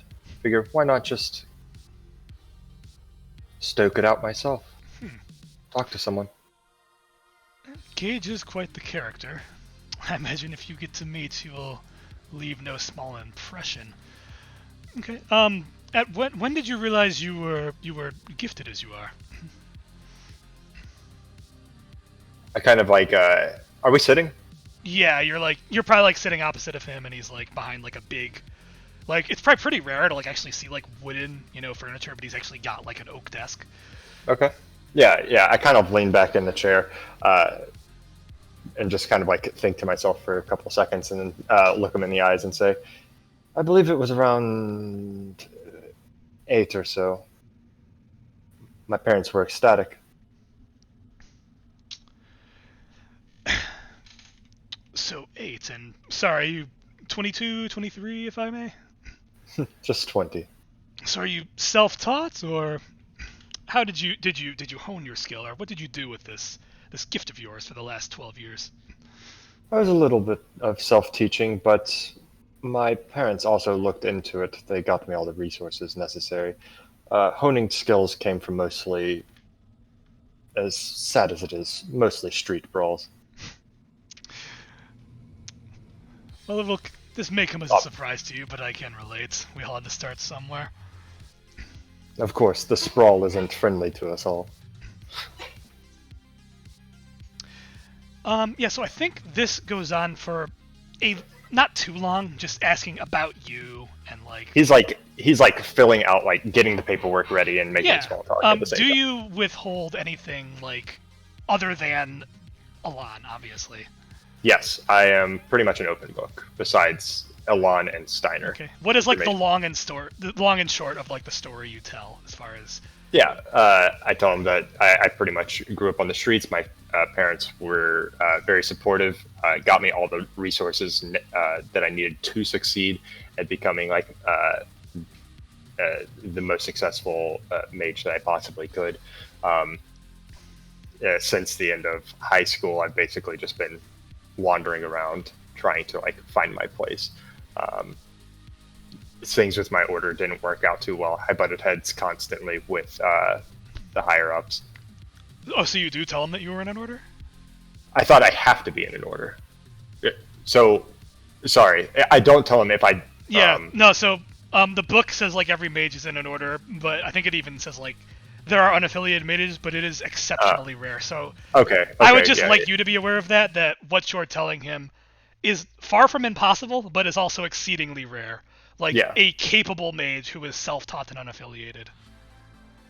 So I can just tell you. I actually would tell him that I was in order if it's really that rare. Yeah. But I tell him that I'd like to not disclose any names or that order just to avoid like potential issues in the future. Oh, no, that's perfectly acceptable. Just if you may, what led you, or did you say like you had a falling out with him, or? Because he basically would just ask, then why did you leave? Yeah, I butted heads constantly with the higher ups, and we just had a falling out. Oh, differences of philosophies or something grander? You can say that. That's quite all right. I do not need to tell you that our gifts are more than open to interpretation and their place in the world. But you've definitely come to the right place, if that's the fact. I nod. The Academy has little in the way of restrictions other than just keeping things above board. I think you'd be a good fit, Mr. Yris. There's just Eurus. Force of habit. No problem. I understand. If you'll indulge me, perhaps a little display, and then we can finalize things. Sure. And then I think he like gets up to like take you out like to behind the office building. It's probably like a yard where like they actually like practice magic. So kind of just you now have carte blanche to just put on a little show for this guy. Yeah. Let's throw a riff magic if you want to. Cool. Unless there's something specific you're trying to do. No, let's do it. So it's a touch roll. Yeah. Careful. It's very bad. That just passes, right? It's 6. No, 6 minus is the flows of magical energy Is that- are too weak to harness or fail to control the energy you pull together. Very nice. So the orbs that kind of like rotate around me, I kind of like try to open them into a portal. Like if something like flew through it, it'd open and like shoot out of the other one. I open up 2 of them, and I'm just like, oh, that's strange. I seem to be poorly attuned to this area. My magic isn't flowing properly. And like it like a staticky type thing happens like within the portal, and it doesn't look like it's opening properly. Yeah. He folds his arms and like again it was like a 6, so he can definitely see that like you have it, you have the touch, you have the gift. Yeah. It's just actually that's a pretty good explanation. Like rift energy is like a very tangible thing. Like it is like it has presences all over the city. So like this is your first time in this academy. It stands to reason. You're not quite attuned to the place. Right. So he definitely buys that. He's like, oh, it's no matter. And truth be told, somebody who's only been partially schooled is to be expected. But I think I've seen all I need to see. Yeah, he probably like leads you back to his office, and he keeps talking. And yeah, I think at this point now you would like get temporary access to the facility. And yeah, we'll have your the next ceremony is 2 weeks from now, so you can show up then to formalize things. But for the short term, consider yourselves at home. Perfect. Do I have to meet with the receptionist every time I come here, or can I just walk about freely? No, we'll send your biometrics to her. You should have free reign. So yeah, I guess part of the process, unless you object, they would have like collected your probably like DNA, like just like basically like the so the thing. Take a strand of my my Yeah. eyebrow. Takes a strand of your eyebrow and feeds it into the system. So now like you like just you can speak friend and enter from now on. Okay. Yeah, Bella. Melon. It's melon. Melon. Yeah. So yeah, I think you get a shake of the hand and a pat on the shoulder, and you're among friends now, Eurus. Thank you, Gregor. I look forward to further conversations with you in the future. Mm-hmm. I give him like a slight bow, and then I kind of like watch him walk off, and then I proceed to the library where Obi-Wan witnesses the Well, actually, video so you guys were in his office. I think you went back in, and he was like behind his desk. He probably like stood up to shake your hand, and Gotcha. you do get up and leave. But Yeah. let's allow me to show you the barrel of a proverbial gun in MC terms. Is like not even like before you're gone. He like sits down and like picks up a phone. So clearly he's talking to somebody about you. But it could be anybody. You're a new recruit, and he's a recruiter, so who knows? Yeah. I let it be for now, That's fine. and I just proceed to the library. Yeah, and now you have free. You go into the library, and yeah. So now the library is pretty cool. It's got like rows of like both old media and new media. So like you've got. There's actually like some neural interface jacks where like people who have neural interfaces can like sit down on these like everything's fucking floating because fuck it, it's the fucking Orthodox Academy. Yeah. There's like these floating, matrix chairs where you can like jack into like the matrix network of stored knowledge. There's actually like a bunch of like tomes, which are a number of them are probably artifacts that are like there for people to read. And then there's also just a number of like public access terminals that once you have your credentials, which he set up for you, you can log into those as well. Cool. There's a librarian if you dare. Clearly, the records are incomplete. It's that poor fucker from Doctor Strange, the black dude. But yeah, you've got free reign of the UOA library in the GCS chapter. First thing I'm going to do is look up Mr. Gage, see what exactly he is to UA.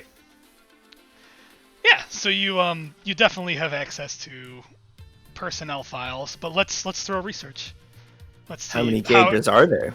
how extensive are there files on individual mages. Yeah, starting off with these rolls, huh? Gotcha. It's perfectly fine. Let's see, research. I think you still get to ask a question on a miss, so it's okay. You're killed instantly by the computer. Yeah, Gage pops out of there, just rips my head off. Yeah, so you can ask a question. Let's see.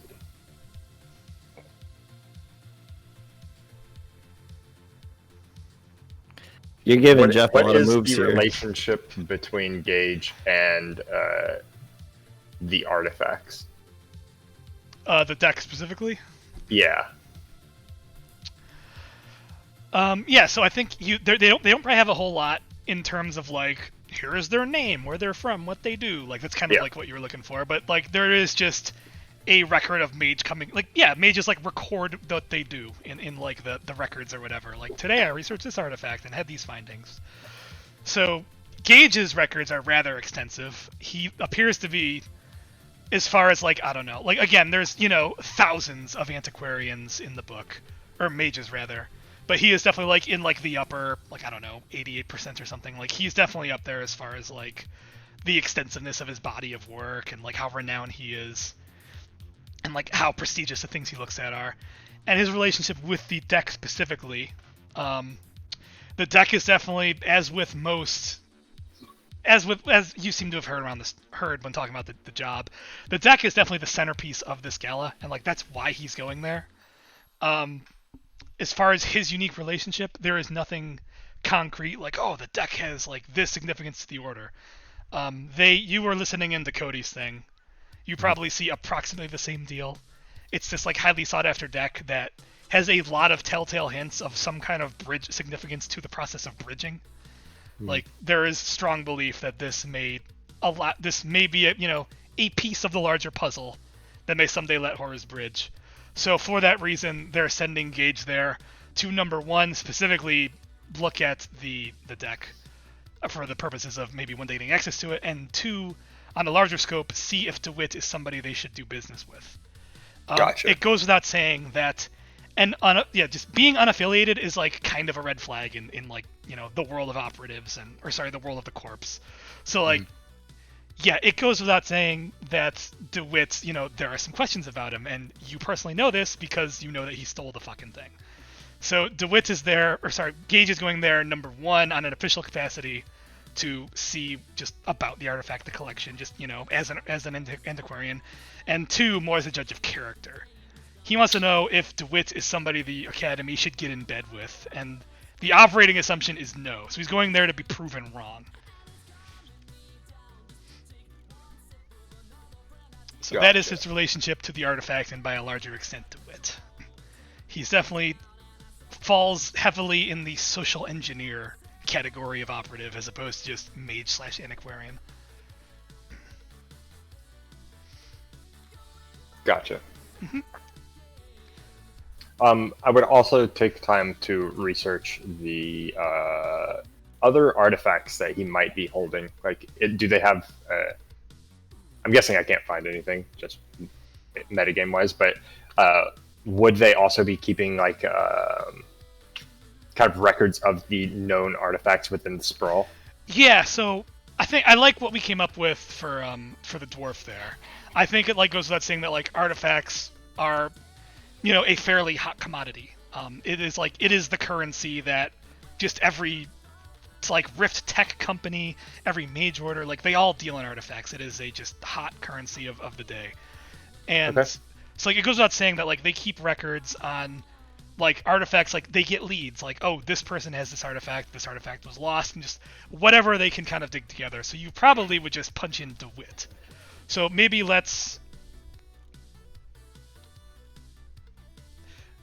could do another research roll on that. It's kind of weird. Well, I think this is a fairly generic enough query. You get a couple hits, and I'll turn it over to you. You can take a little liberty here and maybe will an artifact into his collection here. I don't think that's unreasonable. Okay. Yeah, artifacts, they can be like pretty much anything. Like they can be like antiques, they can be like modern tech. They're just something that's been infused with Rift magic, such that somebody like attuned with magic could consume it for like a magical endeavor or Okay. learn something from it. So yeah, if you have any ideas to like will an artifact into his collection, let's do it. Yeah, the Goblet of Surskit. All right, what's the Goblet of Surskit? It was. And type it, please. I think Surskit is actually a thing. Just like there's a Pokemon named Surskit, apparently. Shit. Surskit. Okay. Ooh. Oh, is that what it sounds like, Cody? I don't know. That's how all Pokemon sound. Yeah, I'll just say their name. He's right. Yeah. Yes, Goblet of Surskit. Cool. Let's say that it was found in an Egyptian museum, and it was infused with Rift magics after the Rift kind of like opened up. Kind of like Yeah. So most of the Rift's, artifacts in that museum didn't survive, but the Goblet of Surskit did. Ooh, yeah.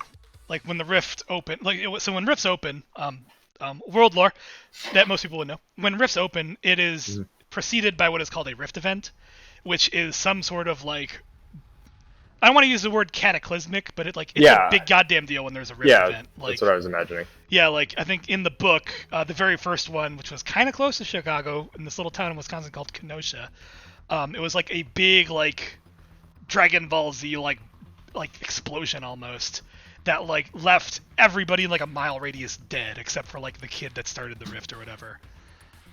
So yeah, I think like the Rift opened near this museum. It was kind of like near Ground Zero, and yeah, like when you know like the dust settled, you know we can work out the specifics of the event later. Like all that was left was just this goblet like on its pedestal, like untouched. Yep. So like people like didn't touch that thing with a 10-foot pole. And Or yeah, so maybe Chalice. yeah, Is that Chalice. more Egyptian?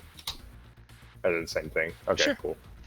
And yeah, so also just in the fiction, this is like in the background. When Rift events happen, it's not just like, oh, the fire department comes and puts up a fence or whatever.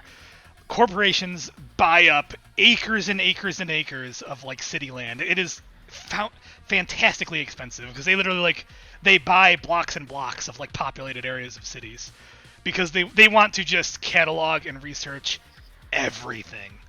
So like this museum, this goblet was like the hottest of commodities when this Egyptian Rift opened up. Okay. Let's call it like the Greater Nile Rift because the Rifts are all like named after like where they are. Cool. A lot of them are over bodies of water, but some of them aren't. So yeah, this one was like some museum kind of near the Nile, and yeah, boom, there's our Chalice of Surskit. And yeah, somehow over the years, like over the last 10 years or so, it found its way, apparently, into DeWitt's collection. He might have boosted it off somebody, he might have traded for it. We can ask DeWitt about it later. I'll pry it from his cold, dead hands. Douchey little suspenders. Fucker. Your baseball bat can't stop me. The power will be mine. Yeah. So this piques your interest for one reason or another, and you confirm that, or you find reason to believe that it is there. Cool. After that, I guess I'd spend the better part of the day just at this place, and I'll plan to meet up with Tony at the racetrack. Yeah. With my flowing cape and huge pauldrons. The racetrack bar, yeah.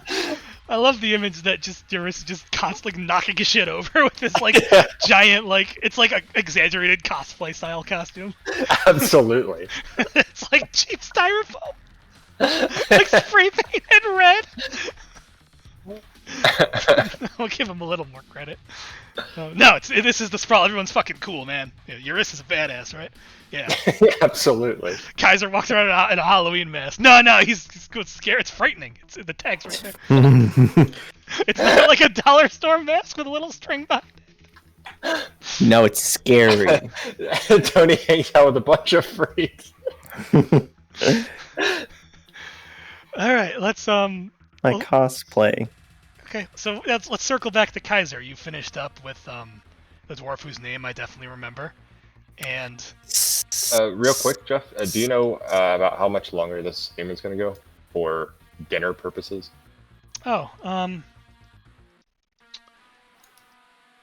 Tough to say. Do you guys want to? Do you think attending the gala will be like an extension of legwork, or do you think that'll be your action phase? That sounds like action phase. I would probably. think action phase. Okay. Then I don't know. Want to wrap up? We can try and wrap up by 9. I figure we'll just hit Cody and Russell again, and then see what has to happen.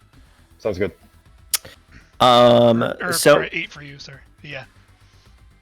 I wrap up with Sindala. I think you were gonna try and arrange for invitations. Yes. I will head over across the campus with my. I just assume I'm like followed by like a gang of robed goons. You can be, or we could, they behave like normal. It's up. I don't know. What do they do when they're on the clock with you? Are they just like your muscle, or like, what is their job description, if I may ask? Job description. Well, they're disciples. They are. They just like follow you around, patting their fists in their hands, waiting for somebody to be sent to go beat up. Or... So what's small again? Small is how many? 10 or less. Or 10. I think it's like 10. I think it's like That's 10. far too many. We'll Could call be it less. 10-ish. No. It could be more. No, we'll go with 10. What is their job? Well, Like, I think it's probably like meant to be not so much like they're your goons as much as it's like they're members of the church that like confide in you. Like they see you as their whatever, like leadership figure. So like you can call upon them to like come and do things for you. I think it's a little silly that you just like have 10 dudes following you around while you like go get coffee and stuff. You have every right to, but can I keep like one of them? it wouldn't be a Cody game I- with Derek Hamilton.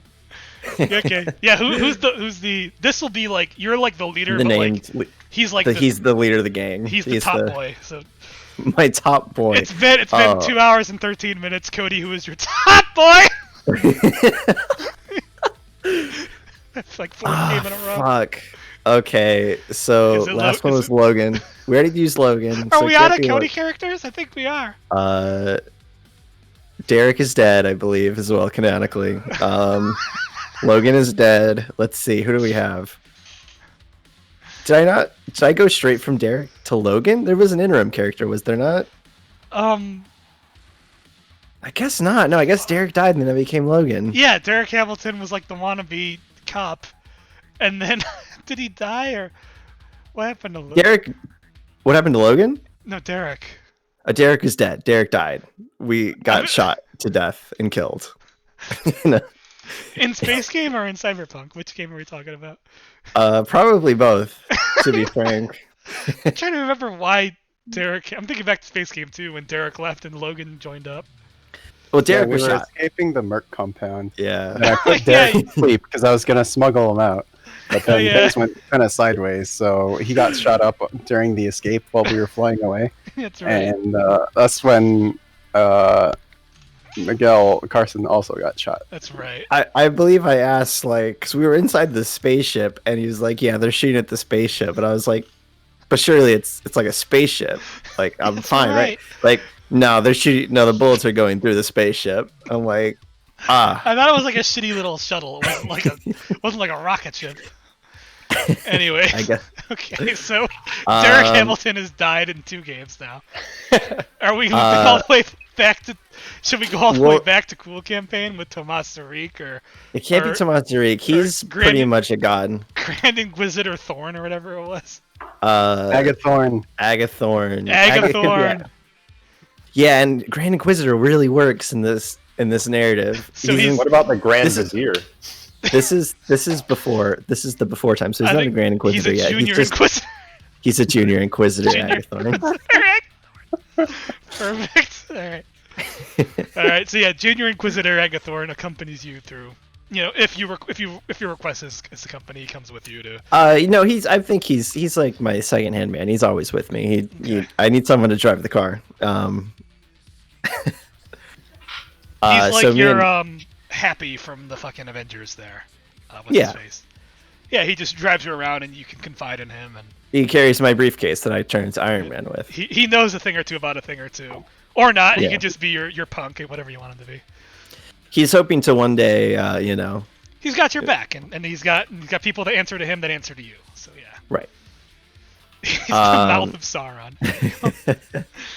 Yeah. So is he there with you now? As you traverse? Yeah, he's there with me. Yeah, he's there with me now. He's always with me. Cool. So where are you going to try and get invitations to the? We're crossing the campus over to the congregation's PR department. Yeah, I think you're already thinking what I'm thinking, and I'll just give you a hint. You're on the right track. Yeah, you go into the PR department. And since I've already named a character, I'm going to speak to some faceless, unknown PR man who we'll call Benjamin, since I already used my contact. Okay. So you're here now under the veil of this isn't like you're looking for favors now. You're just like here as a member of the church. Right. So why don't you tell us a little bit about the Congregation of Drock's public image and how they recruit, and just I don't know, what does a normal civilian, what does a non-member think of the Congregation of Drock, and what are they doing about that? Well, I mean, they have whatever this 2050s version of social media is. They have outreach programs. They'll send maybe some of the more flashy, maybe more magically inclined members to schools and stuff to demonstrate this is. I think we're kind of in the same ballpark here, because yeah. So just a bit of the world picture right now. This gubernatorial election, spoiler, is going to be something ongoing in the background, and in this day and age, because T&D is just such a juggernaut of building the currency that is celebrity, and because just the importance of government has kind of waned in the shadow of just corporate influence, celebrity has kind of become the new norm when it comes to elections. Your Arnolds, your Trumps, your Kanye's, any fucking celebrity that ran for office, your Jesse Ventura's, that's kind of the norm. Ronald now. Reagan. Career politicians are a rarity. But again, the line has been blurred a lot more. It's not as obscene as it is now, where just Arnold fucking Schwarzenegger ran for governor and won. It's kind of they're a politician who is by extension a celebrity. So yeah. And that extends to most things PR. It's not so much the organization as it is the massive superstars that are attached to it. So yeah, I think if Drock has a remotely normal approach to their PR and their image, they work extensively to build and maintain celebrities. Yes. I don't know if you've seen The Boys. That's probably a pretty darker, extreme version of that, but I think that's I have seen The Boys. It's a perfect analogy where that's that's the really dark end of it, but yeah, that probably exists. That's up to you if it's that dark on the high end, but yeah, that's there. It's all about. No, I mean, yeah, there's a lot of dark things going on in the background. It's that the Inner fucking Circle Sprawl. works on. It's cyberpunk. Yeah. That's how the world is. So yeah, But they do present themselves with that very noble, heroic, righteous. I think Homeland. There's probably some version of Homelander somewhere within Drock. I think it's very fitting. I like that a lot. Yeah. Yeah, and the PR department does other things essentially the congregation's got deep pockets, so you could always pay off celebrities to be Yep. This is a worldwide religion. You are in the fourth largest congregation. There is no shortage of money. You guys probably work a lot with T&D, because that is what T&D does. They deal exclusively in high end entertainment and celebrity endorsements and all that. So yeah, you guys probably have a lot of projects with T&D. The election might make things a little tricky now, because just to reiterate, there was Dirk Stone, who is T&D's conventional candidate, kind of representing, by cyberpunk standards, the old way. He is a just groomed, manufactured to a T celebrity candidate, like the most interesting man in the world type of a character. Running against an AI, fucking Mari, of this Can't have that. Maravati Incorporated. And then running at a distant third is Tom Bowens, who is the handpicked representative of you guys' rival, Otherworks International, your like religious rival, representing So- Yazul. It seems that we are very much supporters of Mr. Dirk Stone and his conventional ways, keeping the status quo. Yeah, if Mari, if you guys aren't on board with Mari, then yeah, you guys might just throw in with Dirkstone. But yeah, we can discuss the world picture at greater detail. AIs aren't corruptible. They're AIs either, don't take bribes. that's what Mari said. So yeah, so that's kind of like how the PR functions. So just so you kind of know like what we're about to approach here. So yeah, so who do you go and talk to and what about? We'll name him Benjamin, no last name. Benjamin Nolis. Benjamin Nolis.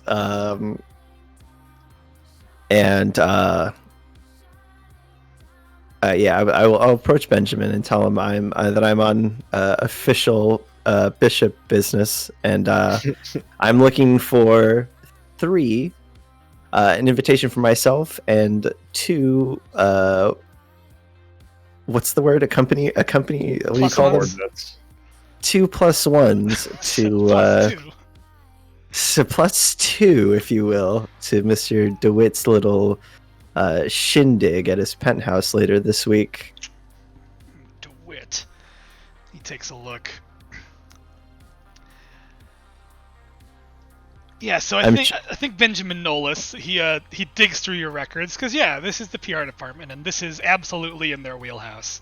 Like the comings and goings of just any kind of like social event where you know people that are somebody will be rubbing elbows. Yeah. And yeah, I think he finds the entry for this. And as you will see, Air Kaiser, I'm cleared for this sort of assignment. yeah, well, there's no doubting about that. But the thing is, what the upper management kind of gave this one a hard pass. Excuse me. I mean, come on, this DeWitt, he's a street thug turned dealer. Like, this dude is... We're trying to get away from the whole street element, and I don't know, this whole thing just seems like a whole facade. At least that's what I've been told, so... We've been filed this one in the past bin. Surely you've maybe misread or maybe misconstrued. This man is in possession of a very interesting item to the congregation. Something that I'm sure upper management would no doubt love to see fall into the right hands. Do you show him like your like summary of data that what's her name presented to you? Yeah, it's an artifact. I don't feel like that's classified. Yeah, I'll show it to him. Okay. So yeah, I think let's go with a fast talk here, and we'll give you a +2 Fast talk.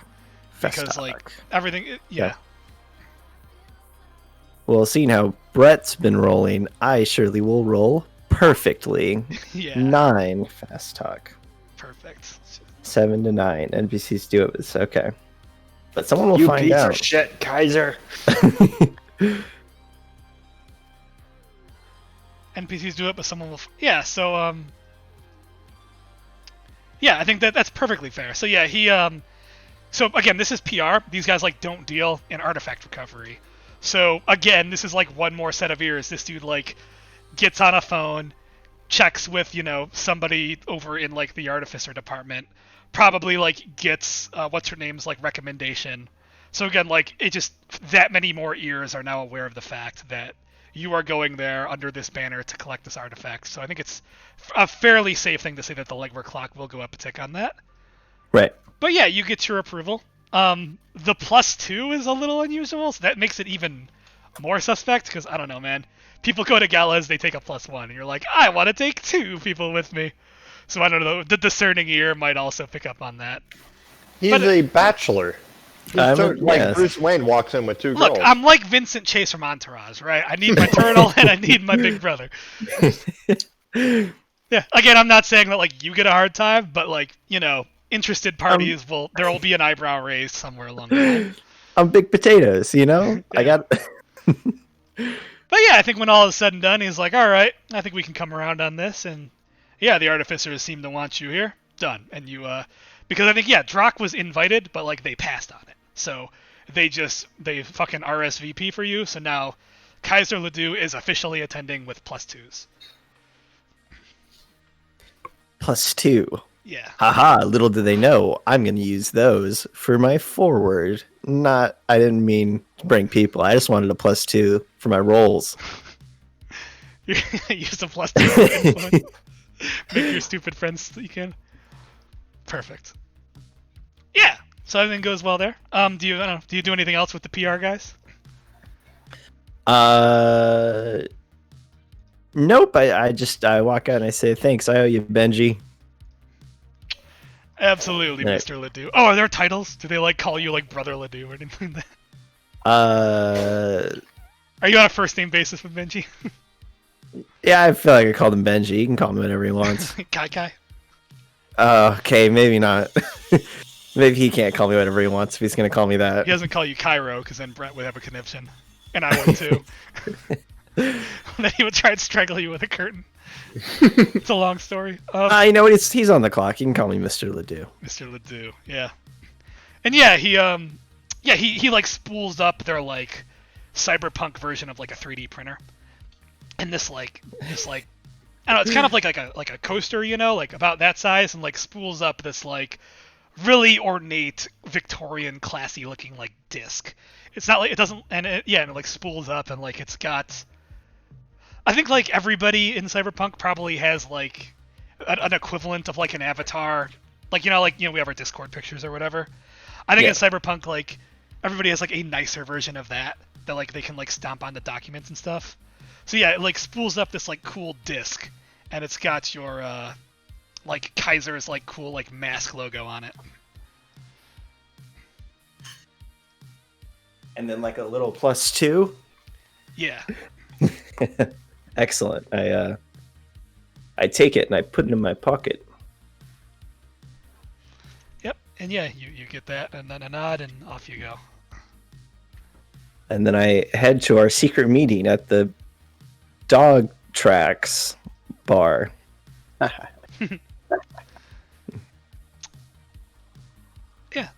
We'll kick over to. Was Tony doing anything else before you go to the dog tracks? I think you wanted to. Yeah, I had one thing. Look up Nova, or. Yeah, I want Vincent to arrange a meeting between me and Nova. Got a little business proposition.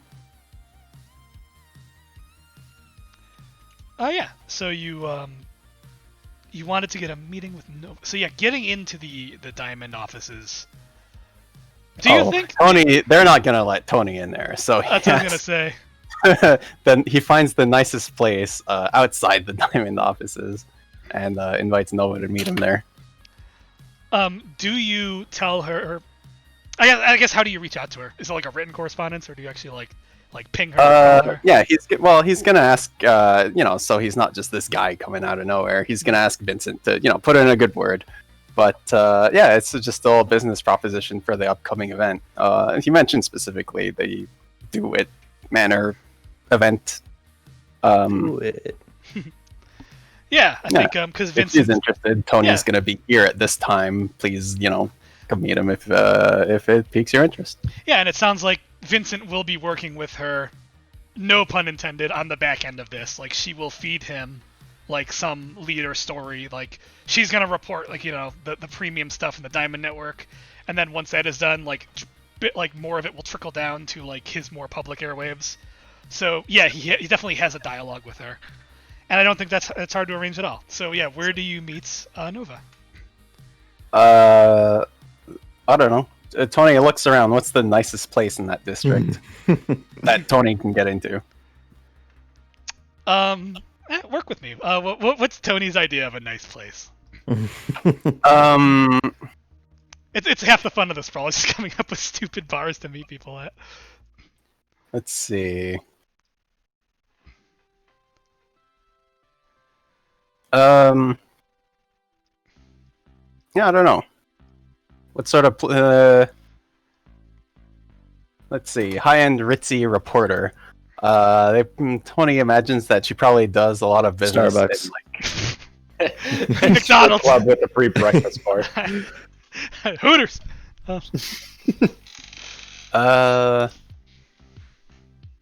You know what? It's gonna be like a less business. He invites no.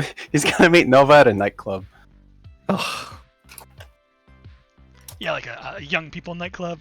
It's I like imagine hip. Nova full of a lot of hip potential with it, recruits. So yeah, She is very young. She's double check. And this it's is gonna be like one of her places, I guess. yeah, she's in her 20s, so she's still like a kid by most corporate standards. Yeah. So she probably finds Tony at the nightclub bar, trying to watch like baseball on television, but there's no sound. Yeah. Yeah, so you're in there. There is just this like ungodly loud music playing. Like all the trendy kids are there, and like the fucking the latest goddamn like fucking goofy. Like you've all seen the trailers for fucking 2077. Like they're wearing like all that like sleek synthetic shit that's like all shiny. It's crazy haircuts, just an ocean of fucking people. And yeah, you're you're like the old dude at the bar, Old dude in a business suit. sweating, watching peanuts. definitely eating peanuts. Yeah, he's eating these like synthetic peanuts that like they put some money into them though. They're all different colors, like they're like Skittles but peanuts. Yeah. Everybody around you has got like some fucking like blue flaming drink and shit, like with like the crazy. They've got like Rift Touch straws here, you know, where like, but like you just like hold the drink up and like just kind of suck, and the water like goes through an invisible straw into your mouth, kind of. And you've got just like a pint. Yeah. Japanese beer. I love that. So she will have no trouble finding you. So yeah, you're just there watching your baseball, trying to drown out just this cacophony of like noise and these annoying kids. And then you just hear like, Tony, and you look, and there's just this you turn to your left, and you're looking right at her boobs, and then you look up, and there's this really tall but still pretty conventionally attractive troll looking at you. You have the picture Tony there. has committed a faux pas. He is immediately nervous. You bow your head in shame. Nova-san. Sorry. He gets up quickly, and then he like knocks some stuff over because you know he's a little bit flustered. But hi, he bows. Oh, don't be so formal! And she like hugs you, like it's so good to meet you. Tony tenses up. This is inappropriate. But, Tony grabs her hand and sort of Put her in You the are- martial arts lock. You're What the hell? he forgot. He doesn't know martial surely arts. your He just husband will holds have my head. her. He tries to talk to her, but the music's too loud, so he kind of motions towards the back door, towards like the alleyway, you know, someplace more quiet. She just like kind of like waves her hand, like oh don't be silly, and she kind of like redirects you guys to like one of those booths, and you remember like from our other games, like she presses a button for like the privacy screen, you know. So like, Oh, Tony tried to get a booth, but they wouldn't give it to him. oh yeah, she has clearly been here before because like yes, like it looks like you need to like get taken over to a booth, but like she's just kind of like led over almost with no fuss. And yeah, like Tony explains they told him one would open up very soon for Tony, but I see you're well connected. oh yeah, that's Franklin. He is a sweetheart. And yeah, she like leads you over, and Franklin presses the button for you, and Nova's choice of privacy screen kind of drops down, and it's like this like really like grossly girly like cosmic like pink and purple stars and like shooting stars, and yeah, it's kind of like a little like just field of like a star field kind of like falls in front of you, and you can see It's through not it like really Tony's taste, but privacy's privacy. and like you can still see through it. It's like semi-transparent one way, like people privacy screens, they can't see into you, and as soon as it's active, the sound is just like snap your fingers, just gone. It is now you're just in this like a quiet private booth to talk. Vincent told me so much about you. So tell me, you want to go to or what about DeWitt's Gala? He says, in Japanese culture, it's tradition to exchange a drink first. Of course, that's it. And she she presses a What button. does Tony's drink? And yeah, like Vincent kind of like scurries back over. Or not Vincent, sorry, Franklin. Franklin scurries back over.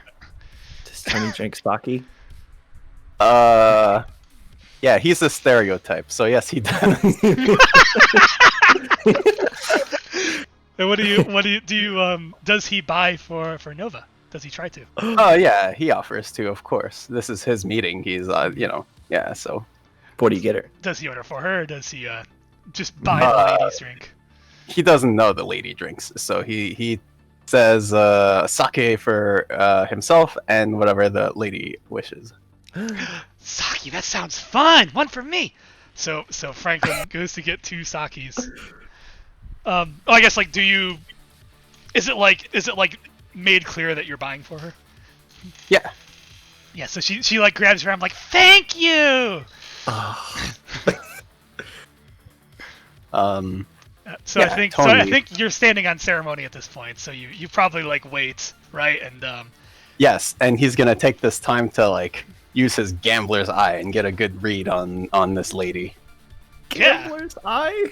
Are we rolling something, or do you just want to? Tony is resourceful. He notices things. I'd like to assess and try to get some hold for later. Perfect. Yeah, let's do it. It's a lot of troll to hold there. Yeah, he makes 9. not much small talk. Most of it. Whoa! Oh man, he gets like the perfect read. I like Tony. All right. So yeah, I think you get to ask 3 questions from the assess list, or just keep it as hold for later. Yeah, I think that's right. Let me take a quick look. Yeah. Probably- So when you closely study a person, place, or situation, or quickly size up an opponent, roll edge, then you gain 3 hold on a 10 plus. And then at any point, you can either use the hold for number 1, or no, it's you have to spend the hold on a question, but then you get a +1 if you roll like interacting with that I question. see. Yeah, I find out some stuff, and then I can call on that stuff later to get +1. Yeah, so let's Whatever size is up relevant. Nova. She seems like a pretty open book of all things, so Yeah. He probably notices something despite an effort to conceal it, but I don't know what that is yet. But then so they have drinks, and then he says, "Yeah, let's get down to business, shall we?" is there anything you want to ask before you start talking to her, or do you want to just keep that hold for the conversation? What does he need to know from Nova? They make small talk about like Vincent, and he probably hears about how. How can I avoid trouble or hide here? What's my best way out or past? Those are the Jeff questions? Hmm. All right, no. But yeah, I guess, is there anything you want to ask like right now, or do you want to just kind of see where things go? And probably nothing from the list. Like I'll just hold all 3 for now. But I could give you, there. I guess you could spot something she's trying to conceal. That would be pretty easy if you want to go for that. okay, yeah. Yeah. Do we sit in kind of like silence for a bit? There's time. There's not like a bunch of stuff going on. What do I think notice? she's one of those people where like she's one of Jeff's favorite people to interact with, who just fills every moment of silence with something. So She's like, uncomfortable with silence, so she'll always try to fill it. mm-hmm. Yeah, I base Nova heavily on a girl I worked with. She just excellent. is always talking. So That's like, good. Tony's a good listener. yep. And in like the few where she's just kind of like babbling on about like what a doll Vincent is and how he told you you're just like this great reporter and blah blah blah, and just clearly like blowing everything up to a 99. It's, Well, then, yeah, he'll get down to business. He'll explain that he is looking for some more work. And he heard from Vincent, matter of fact, that you're covering this event. if you want it, sorry. What you do notice is she is wearing, and I guess you would have an eye for it too because your own company makes the fucking things.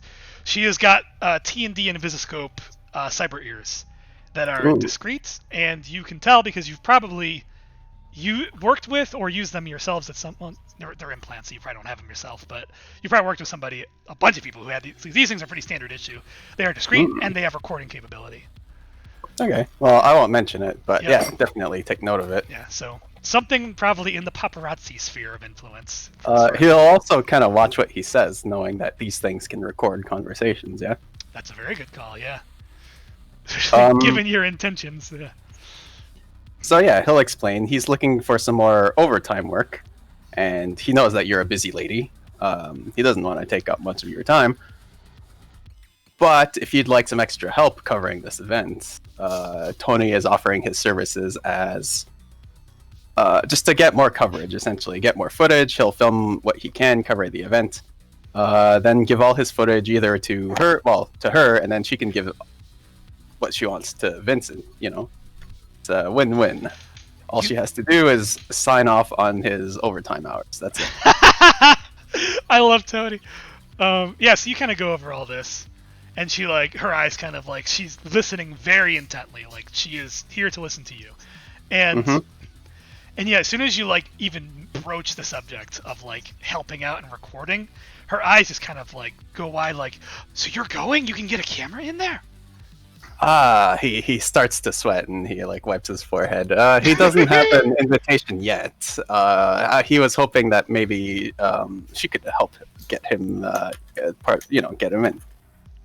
Well connected as she is. Well, I was going with my boss, but I don't think he'll be much help. But you said you can get a camera in? Mm-hmm. They specifically banned cameras from the event.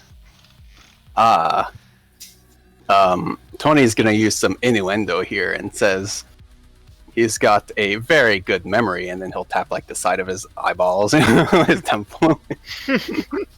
So yeah, what is Tony's? You have some cyberware, right?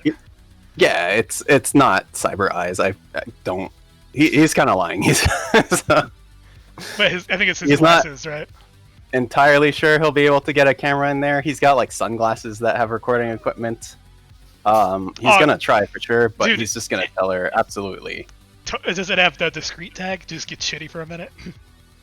I'm not sure. Let me check.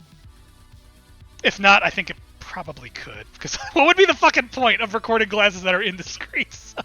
The only indiscreet thing about them is that they're sunglasses, so if you wear them indoors, you look like an ass. Well, I was just gonna say though, dude, it's fucking cyberpunk. Anything goes as far as high fashion, so I think it's a safe assumption there'll probably be a lot of assholes wearing sunglasses at this place. Okay, well, it has the recording and magnification tag. Can I add discreet to it? Yeah, totally. Okay, cool. Yeah, and I think she kind of giggles, oh! And then, yeah, in that case, yeah, he tells her not to worry about it, and then he puts on his sunglasses and taps them.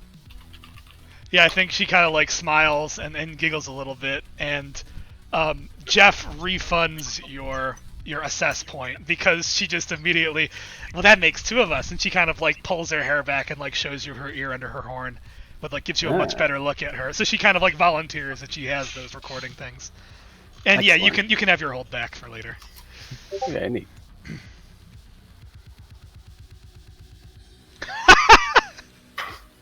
Tony's glasses are no, they're way cool. Well, maybe. I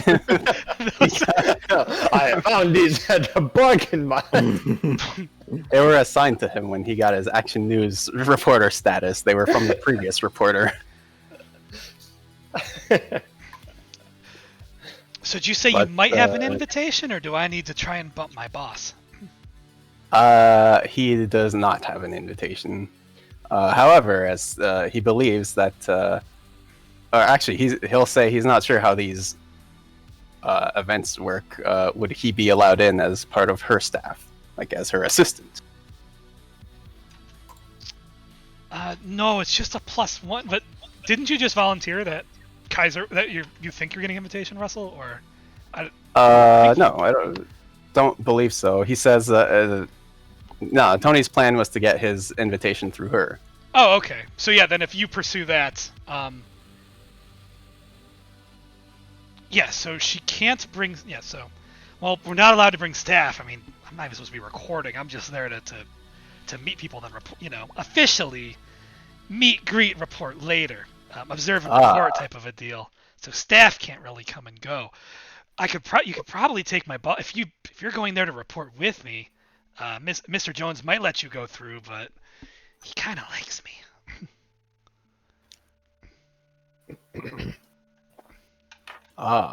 He says, So it sounds like, Russell, we may want to if we want to pursue the invitation, this may be a hit the street roll, or if you want to maybe do a fast talk. Or maybe it's a hit the sheets roll. Don't be ridiculous. no. She could be his daughter. It's the Sprawl, baby. Anything's possible. She's a troll. She's probably like 200 in human years. Let's see. Yeah, I'll do a roll, but I'm gonna use some of this hold for sure. So I think it's kind of goofy. Like, you're supposed to ask questions first, then you get a hold when you roll on the question. So it's a little contrived in a situation like this, but I don't know. I guess, like, what's a way he would angle the question that would kind of convert into a hold here? Who or what is in control here? Does she call the shots with his boss, or is he calling the shots? Oh, Can she good fucking question. reassign his... Yeah, can she, like, find something for her boss to do so Tony gets the invite? Yeah, so, as Vincent hinted earlier, she slept her way to her current position. So, her boss going with her in the capacity of a date, I think it goes without saying that, like, like, she's doing him the favor. Like, she appears to have the pants on in this exchange, where, like, the dude is, like, he's like a troll freak, he's into trolls. He found this, like, bombshell of a troll that he's just, like, doling out job favors to. And then in return, okay. Yeah. I got something. He's gonna try to, you know what? 2 passes. He knows the guy. I mean, he could always use an extra pair of hands. Why don't you sit this one out? Tony will do all the work, get all the footage for you, and then you just edit, do what you want. Take a special evening out with your boss. Wait, so are you proposing that she gives up both of her invitations? Yeah, I'm proposing that she gives up both passes to Tony. Tony and his guy will do all the work and pass it along, and yeah. Her face, there's not even a roll here. Her face kind of drops. She's like, "Oh, no. I've been looking forward to this for weeks. Do you know what kind of scoops I'm going to get here? The kind of people I'm going to rub elbows with?" Oh, I see. And then, like, she gets kind of quiet and, like, exceedingly ditzy, like, "Do you know what I did to get this job?" He says hard work and dedication. She giggles. Exactly. And he nods. Yeah. He respects Yeah, the hard work and dedication part. Nova personally really wants to go to this thing. Excellent. That's fine. Well, officially, Tony will not be there, but perhaps just might happen to be in the area and pick up some footage. I don't suppose if he happens to show up, she might help him get a foot in the door. Oh, for you, sweetie, anything. And she touches her elbow. The elbow. He starts sweating again. He pats his eye. That's good enough for Tony. He'll see her there then.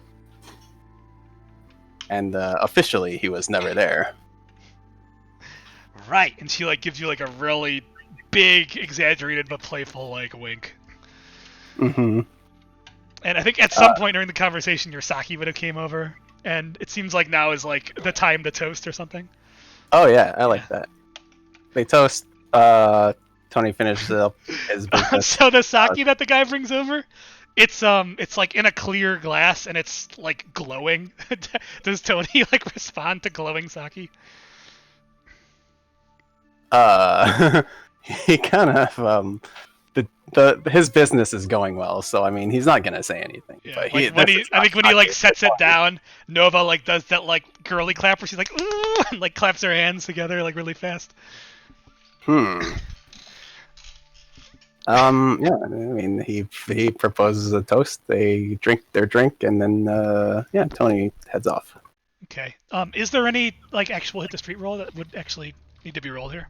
Sounds like there isn't. I don't think so. They have an understanding, I guess, that she's gonna help them get in on the night of. Yeah, you've got a woman on the inside now. You have a friendly face, which in at least I'm trying to craft a game this way. That is gonna go a long way in a game like this. Yeah, Tony knows a thing or two about how celebrities work.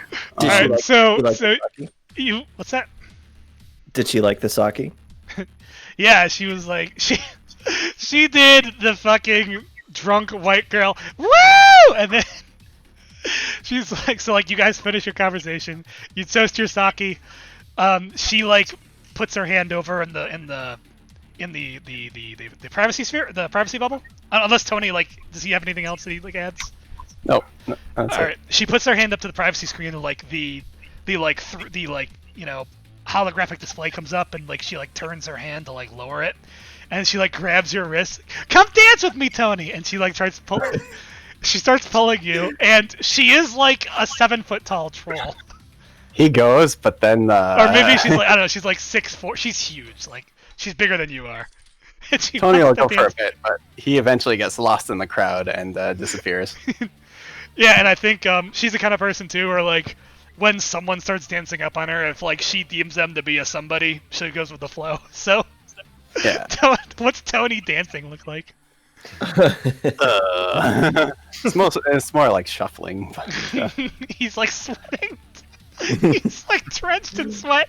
He's wearing a 3-piece suit. he absolutely is. In this, he like, probably just- like tries to waltz with her at some point. Yeah, this nightclub is like, it's absolutely sweltering. You're just like, bodies packed in. It's like just an ocean of people, deafening music. Like, he's sweating buckets. But she's like, she's being such a fucking sweetheart. And then, yeah, finally you like, some cyber hipster like rolls up on her and you take the opportunity to slip out. Yep. Well done, Tony. Okay.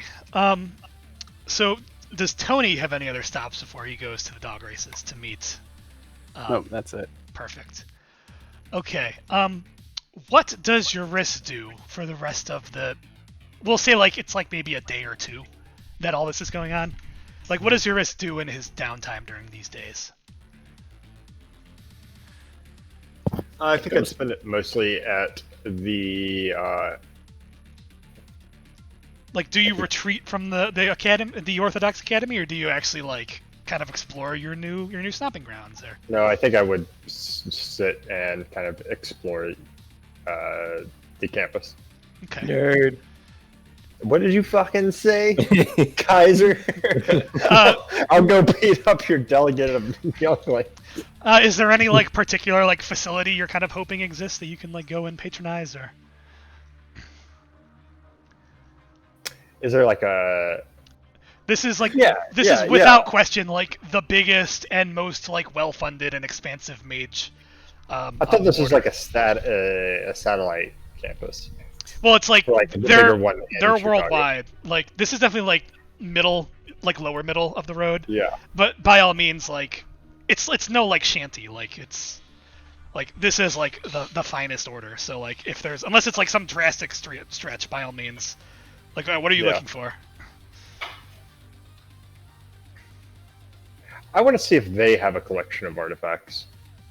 I think they do. I think it goes without saying that like this isn't like the creme de la creme stuff, but I Yeah. think there is absolutely a like whole fucking wing of antiquarians and magic classes and mages and orders. Everybody has antiquarians. Like I said, artifacts are like next to cred and just cold hard cash. They are a exceedingly hot commodity. So like everybody deals in them. So it goes without saying that like Yeah. a place that actually uses them, they have like a very healthy collection there for you to peruse. Yeah. That are like there for study, there for like use with magic, like all manner of uses. I think I would go there and I would just kind of look at them and kind of get a feel about what if there's very obvious signs that something is an artifact, like what elevates a certain object to the artifact level, because I'm guessing you can just like walk by something that's rift touch and not even know it if you're not like well attuned to it, I guess.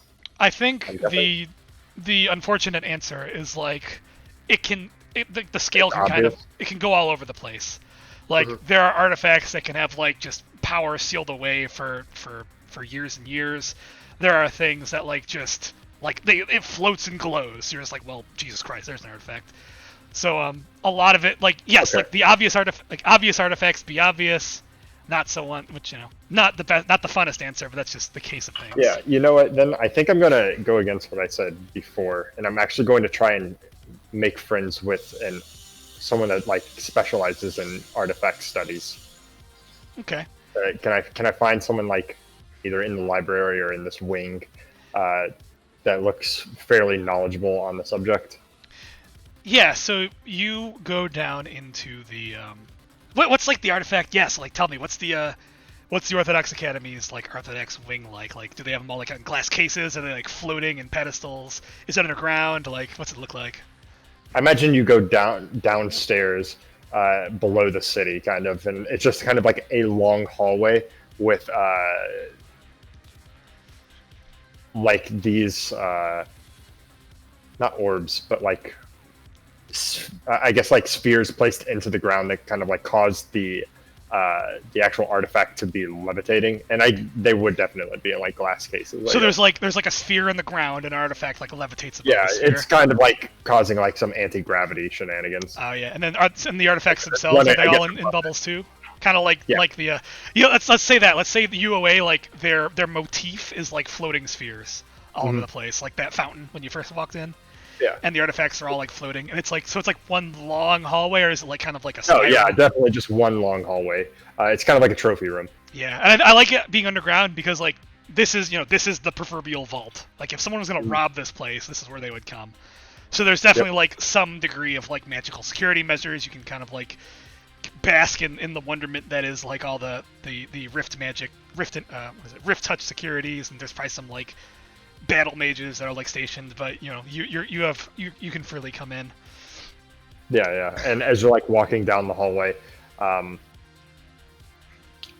kind of imagine like a tee off, like a side hallway, like that's basically just like a study room for like very specific people that are like researching these specific objects or artifacts that are on showcase here. Yeah, probably like a short circular room or something. Sweet. And just one moment.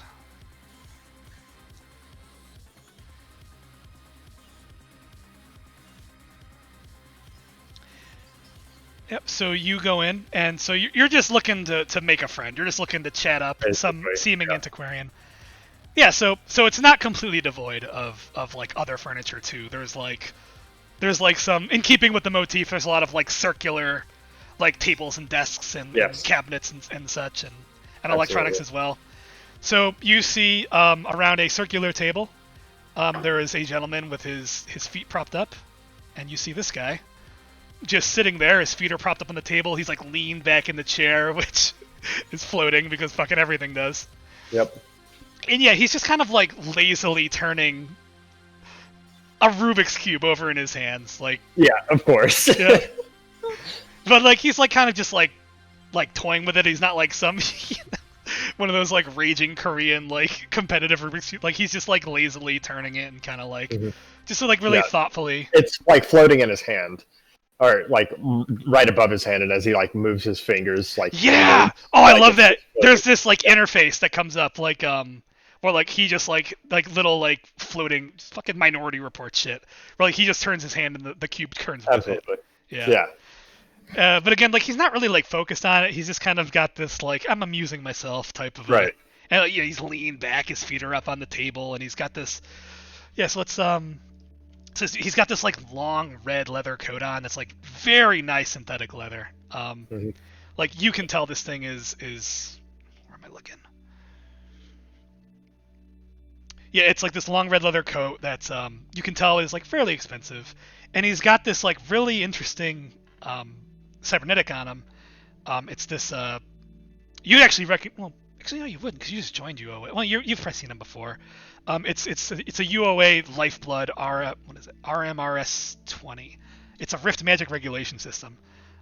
This thing is for like extremely like powerful mages that are like particularly Rift touched, and it like helps regulate the Rift energy that like they manipulate. And because he wears it, his eyes are just like featureless and green, like bright glowing neon green. So like he doesn't have pupils or anything. Just like he opens his eyes, it's all like bright green. Okay. I'd kind of scowl down at the Is it like an arm thing? Oh Like a no, quick attachment? the picture, it's those tubes that like go into the back of his Okay. head and neck there. Yeah, I'd kind of scowl at that, and then I'd kind of approach him, kind of a little bit apprehensively, and say, "Excuse me." He does that like thing where like he like swivels his head but doesn't actually move his torso and kind of looks up at you like, "Oh, hello." My name is Yuris, and I've just recently become a bit of a member of the Order. I was looking to find someone that might be well acquainted with the artifacts of Sprawl. Well, you have most assuredly come to the right place. Have a seat, Eurus. What can I do for you? Yeah, I'd take a seat across from him and say, I find myself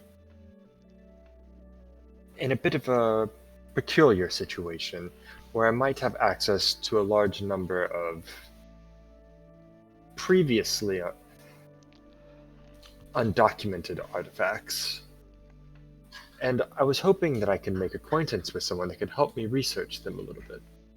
I don't particularly find myself very well acquainted with artifacts and what the powers that they might hold, at least as of yet. So I think having a friend, someone that can aid me, would be quite nice. And at the same time, I'd be aiding you by showing you perhaps some more unique objects. I'm sure staring at these same few trophy cases gets boring after a while. So you're looking for a companion, is it, or more of a contact? What are we talking about here? Perhaps a contact would be best, but I imagine that we'll be seeing each other quite a bit since I'll be delivering the artifacts to you. He kind of like struggles to hide a smirk. Well, I imagine we'll be seeing each other quite a bit. Oh, that sounds like you've come across quite the trove. Dare I ask? I'm sure you'll find out soon enough. I don't want to kind of get your hopes up as of yet. But we can just say I'm a bit of doing a bunch of odd jobs as of late. And I've had a bunch of run-ins with... I kind of like think about it for a second. Unique artifacts, you could say. I actually intend to come in contact with the Goblet of the Chalice of Surskit. I'm not sure if you've heard of it. Of course, it was quite the hot commodity, but he kind of like turns the thing over in his hand. The 4 Rubik's weeks. Cube? Yeah, 4 weeks ago, was it? I nod. I'd say, I believe so. And it just so happens that I might be in the same room with it, coming up quite shortly. I do intend to acquire it at pretty much any means necessary, and I'd like to have your say-so or your agreement that you would be interested in looking after it with me. That is quite the coincidence, Eurus. Because I was planning on being in the same room with the goblet, as it were. And he just kind of smiles and leans back. Oh, my eyebrows. Well, I'd raise my eyebrows. Is that so? Then perhaps we can help each other. I'm sure that both of us can find more suitable both prove to be more suitable owners than that thief do it.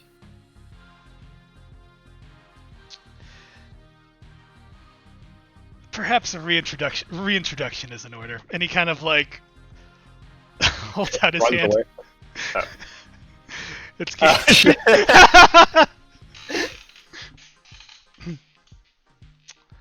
he like mentions his name. yeah, Okay, I'm Gage. Gage. Well, it's nice to make your acquaintance. I shake his hand. Mm-hmm. And as far as I understand things, you've been looking for me for some time. Actually, I have. I heard tales. Yeah, I heard tales of a pretty renowned mage coming over from Africa just to meet with Dewitt.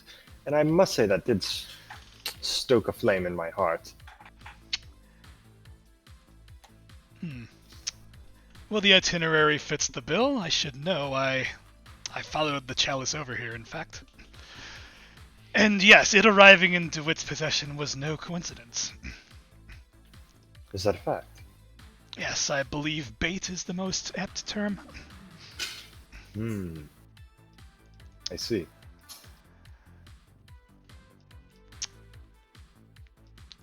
So, Eurys, Gregor's told me a bit about you. The previously unaffiliated mage who's been doing a lot of odd jobs stands to come into possession of a number of undocumented artifacts. One could draw a number of conclusions, couldn't they not? They certainly could, and whatever conclusions you come up with, I'll leave that to your imagination. But I will be upfront with it that I intend no not wrongdoing. I intend no harm to come to these artifacts. They are my top priority. The preservation and gain of knowledge. It's what a mage strives for, and I'm no different. These are some lofty principles to be touting on your... He looks at his cyber watch and kind of thumbs it to the calendar page. 28th hour in the order. Again, that's imagination of mine, could be running all sorts of wild at this point. Surely you understand. Of course. I assume that you and Gregors have done your research on me. So it should come as no shock to you when I say that I did butt heads with the higher-ups of my other order. How much public record is there of Eurys? I'm assuming virtually none, being in a lot. Yeah, probably not yeah, much. So I think it's a safe assumption these guys wouldn't be able to just dig that up in a day. No, yeah, he mostly said that to kind of stoke his ego a little bit. Yeah. So he definitely he runs his tongue over his top teeth. He's like, "Yes, we did. I'll be frank with you, Eurys. I am attending in official capacities. I'm there to rub elbows with those who need to be rubbed elbows with, and let's say assess the people more so than the artifacts. Our top priorities, goes without saying, are the deck, as you are aware. And this chalice is, well, we could take it or leave it at this point.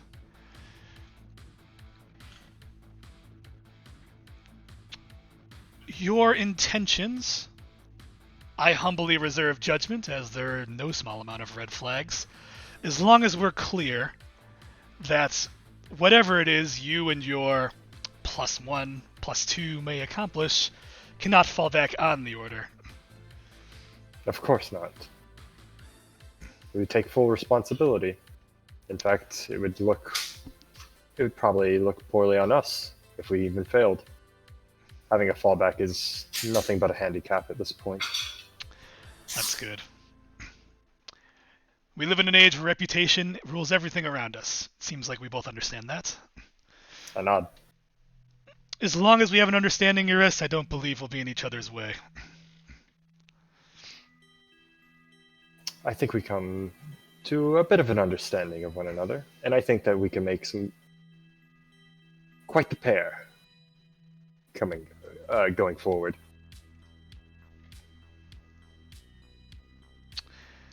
He kind of turns his head from one side to the other, kind of pondering that much.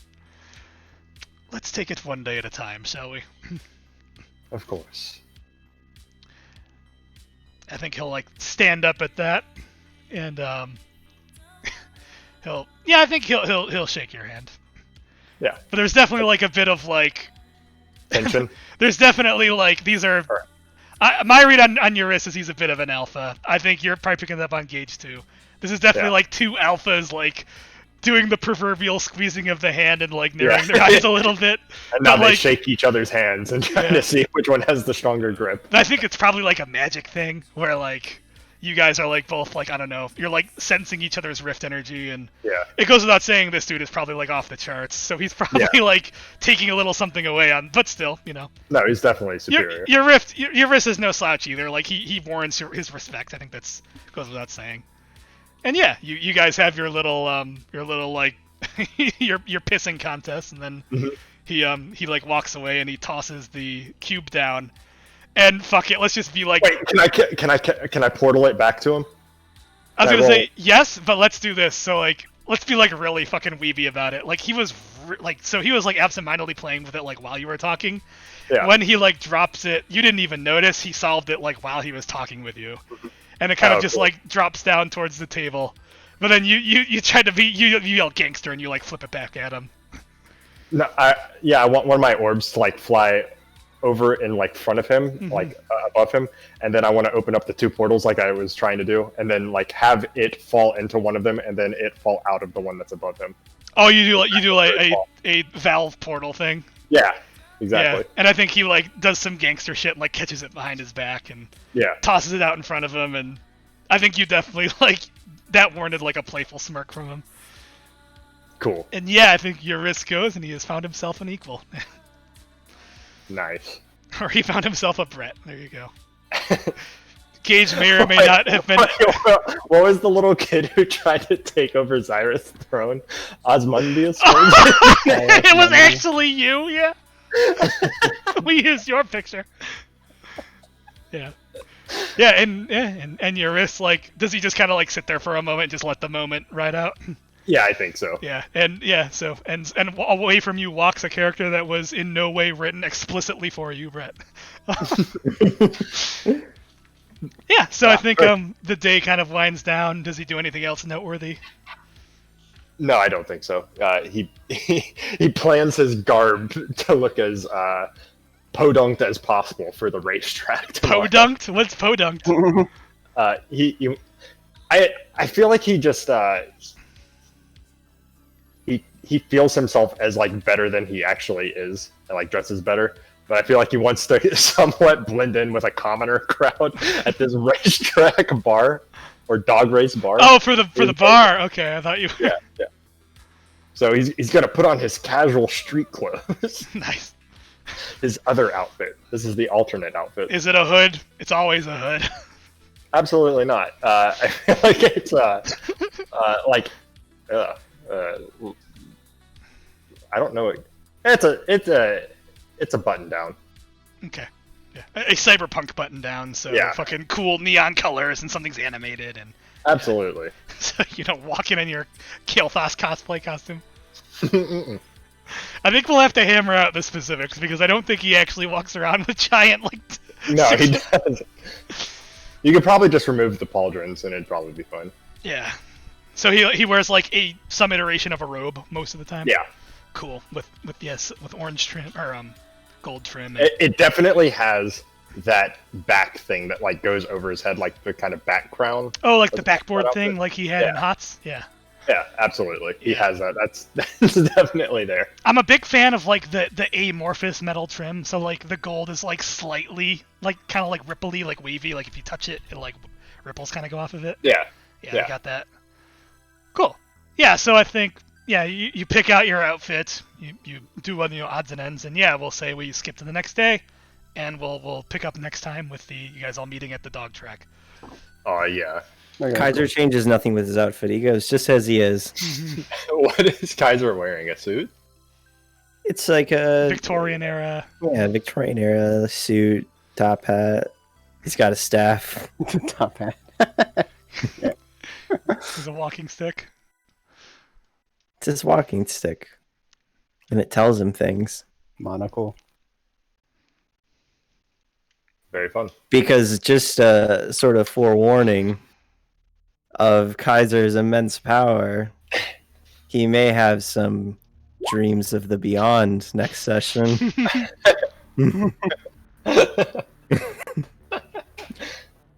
Oh crap! I forgot to roll my thing. I have a nose for the story. Oh yeah. I Go also ahead and- forgot. Oh god. You don't have a hold thing. I think Cody has a thing where when he rolls. I don't think he actually rolled it this game though. I forgot I to think. roll this. Oh, I Sorry. did. I have rolled. I have rolled, and I rolled higher than a 7 both times. So I think I. Okay. Yeah. So Fuck. I have to go. Ooh. nice. I need paper. So you get 3 hold. All right. You feel free to retroactively ask stuff if you want. Notes for a story. That's fine. I'll hold on to it for next game. Yep.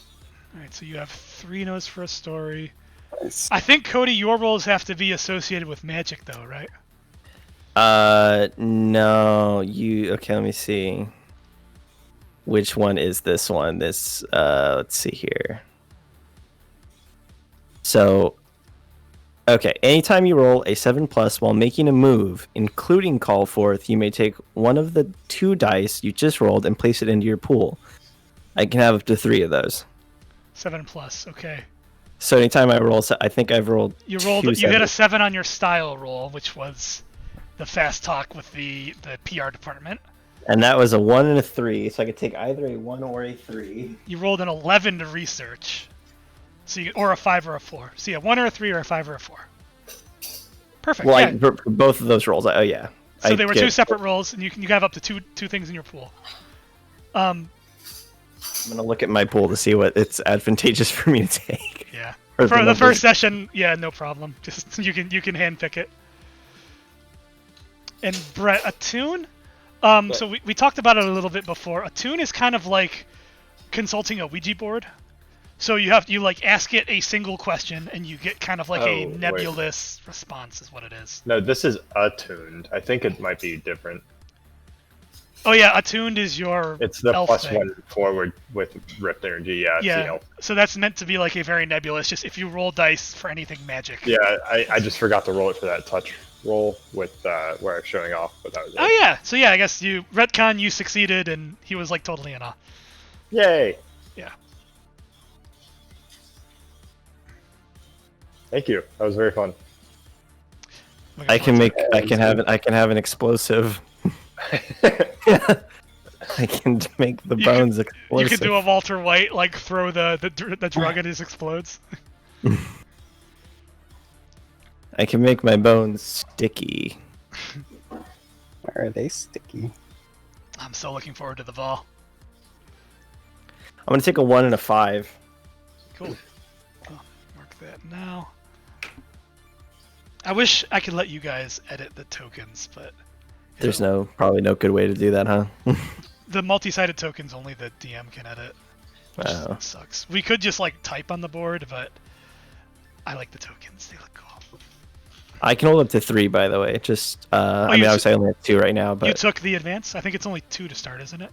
no, it's 3 to start. But I can get up to. Okay, let's see. So I yeah, could've sworn it was.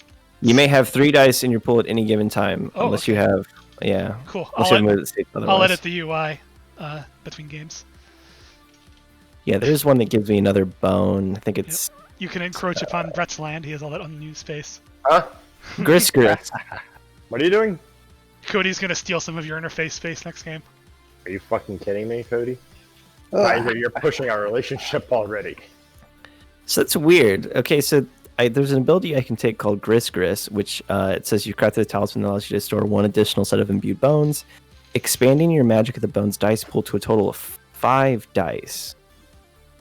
But 1 plus 3 is 4. Pretty fancy. Not using Rift logic. So I'm wondering why it goes from 3 to 5. It's just increasing. You get 2. One It says additional set of imbued bones, expanding to a total of 5. That makes sense. It's a set. Yeah, so you get 2 dice with that instead of just 1. Excellent. Neat. That's actually a lot better, yeah. That really makes me a lot more versatile in my abilities. Yeah, Thrallic's fun. Just a lot of you can do a lot of wacky stuff with the bones. My bones, my dry bones. Alright, I gotta go. I love you guys. See you, dude. Love you too, Same. Brett. I'm leaving too. Goodbye. I must go as well. It is the dinner time of eating. All right, later, dudes. Thank you. That was really good, by the way. it's a lot of work you've put in here, and Yeah. it shows. I've taken like a really different approach this time than the games I ran in the past. I'm Yeah. doing like a very randomly thing where like if you couldn't tell, I've like mapped out all the quote unquote major players and like written up like who they are, where they're going, and what they're doing. And then like I have like a timeline of like what each character is doing and like who they're working with and stuff. So like the Right. idea is like I want the world to move around with and without the players instead of like past games that I've run where I'm just like, okay, you're stealing data from like a completely static world where nobody does anything except the NPCs you talk to, and it was just shit. Everyone just sits around waiting for me to do something. Yep, I'm trying to be very randomly. Like Gage was gonna like be at the ball, and like his backstory checks out and everything. Like everything he said, he's actually doing. And like I was planning on him like meeting Brett at the ball and like kind of calling him out, like, "Oh, you're obviously here to rob this place." And Yeah. like you have that cool like, "I understand this, stay out of our way" type of a thing. Nova was gonna be there, like, and she was gonna like make a big scene, but now like she's gonna already have an in with Tony. So I like that things are fluid too. Yeah, it's working well. It's going well. I feel thus far. I'm so looking. I have so much cool. Like, so I spent like a whole fucking week preparing this thing, and like, you've probably like picked up like the MC like has to prepare moves or whatever. Yeah. And yeah, Gage confronting Eurus, that was like a move I wrote. Like, that was gonna be like somebody fails a roll in the party, whatever. Like, oh, the conversation doesn't go your way. And like, all right, I make a move. Brett, this fucking suave-looking motherfucker like saunters up to you and starts acting like you at you. But then when Brett like there was a lot of noise was made during the legwork phase. So like once I was like, oh yeah, Brett's like been very not subtle about the fact that he's like, hi, I'd like to join your order and immediately have access to your archives. Please Yeah. and thank you. I'm like, okay, these guys aren't dumb. Like they know you have an agenda. But you seem capable, so they're willing to entertain it. So Gage is good at this. So, well, that's fucking perfect. He'll tip off Gage, call him here to like feel out Eurus, and he'll get a head start on what was gonna happen. Like perfect at the ball. I was just really happy with how that all played out. Yeah.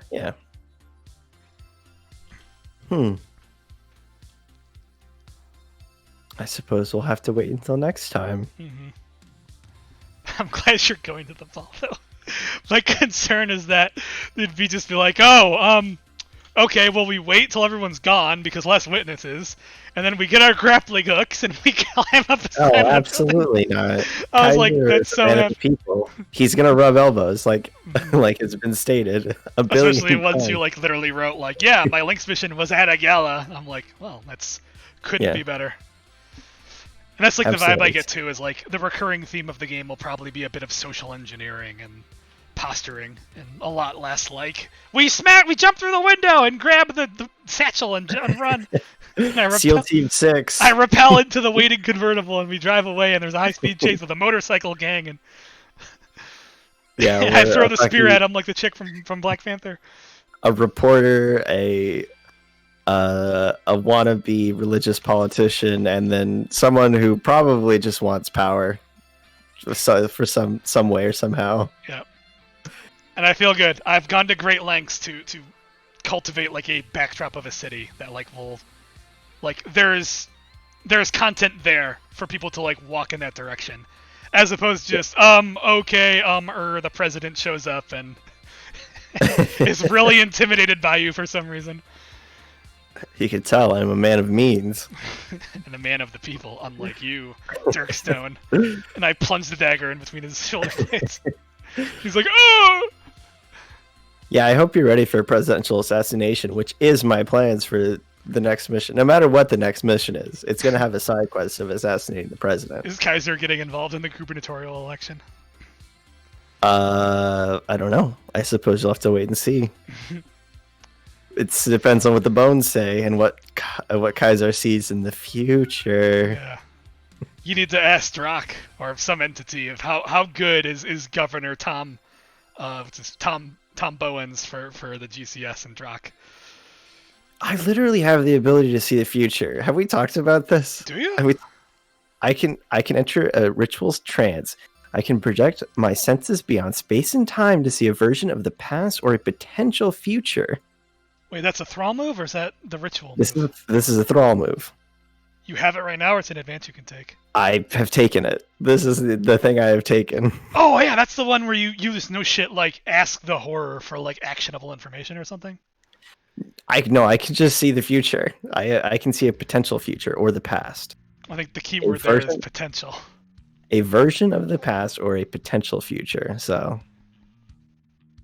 Where is it? Is that a starting move or an advance? it's in advance Let's for see. Thrall. It's the what Dreams do of you call Beyond? it? Dreams of the Beyond. Yes.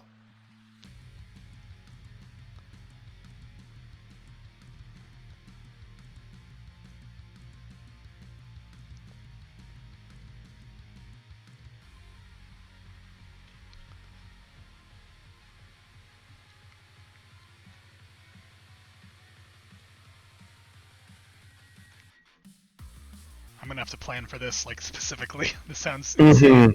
This sounds Yeah, like no, that's why I was saying it because I was like, This yeah, is gonna be like- probably require some prep work. this is gonna be like I'm gonna like write the thing that you learn like every mission. Like if Cody rolls this, he'll see this.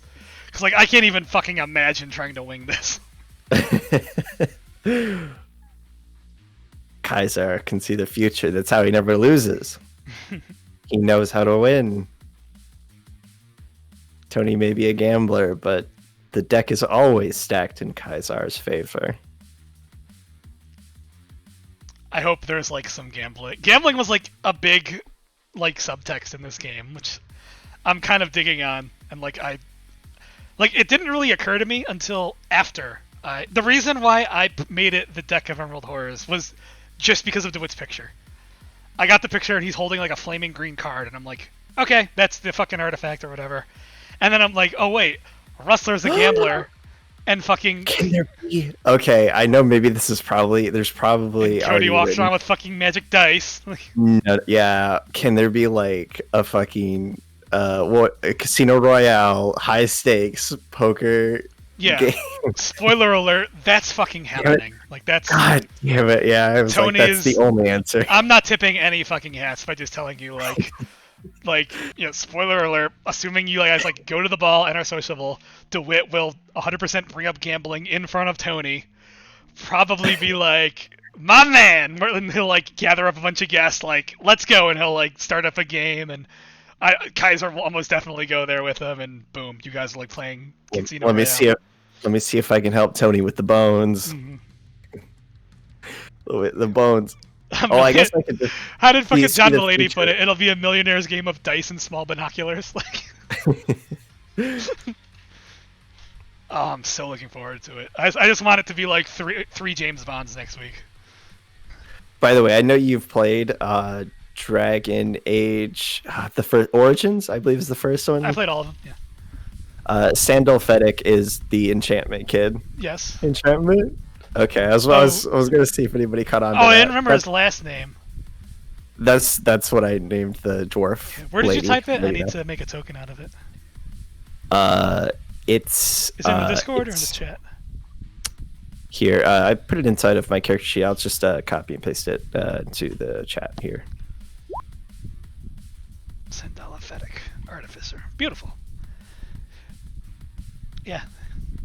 Oof, I'm gonna have a lot of work because what I'm trying to do is I have a document with every character in it, and I just have like little bullet points, like fucking 3. Just what do they look like? What do they do? Just generic stuff. What's their cyberware? Then I have like their history or their background rather. Like they were born here, they grew up here. Again, just like 2 or 3 bullet points. Then after that, I literally have, I'm gonna like write the missions of the game as a timeline. So like during this mission, this character was doing blank. Then during the next mission, they were doing blank, and they'll just kind of like organically move around. So my goal is that like eventually some like contacts get caught in the crossfire and they like become characters in the game. Yeah.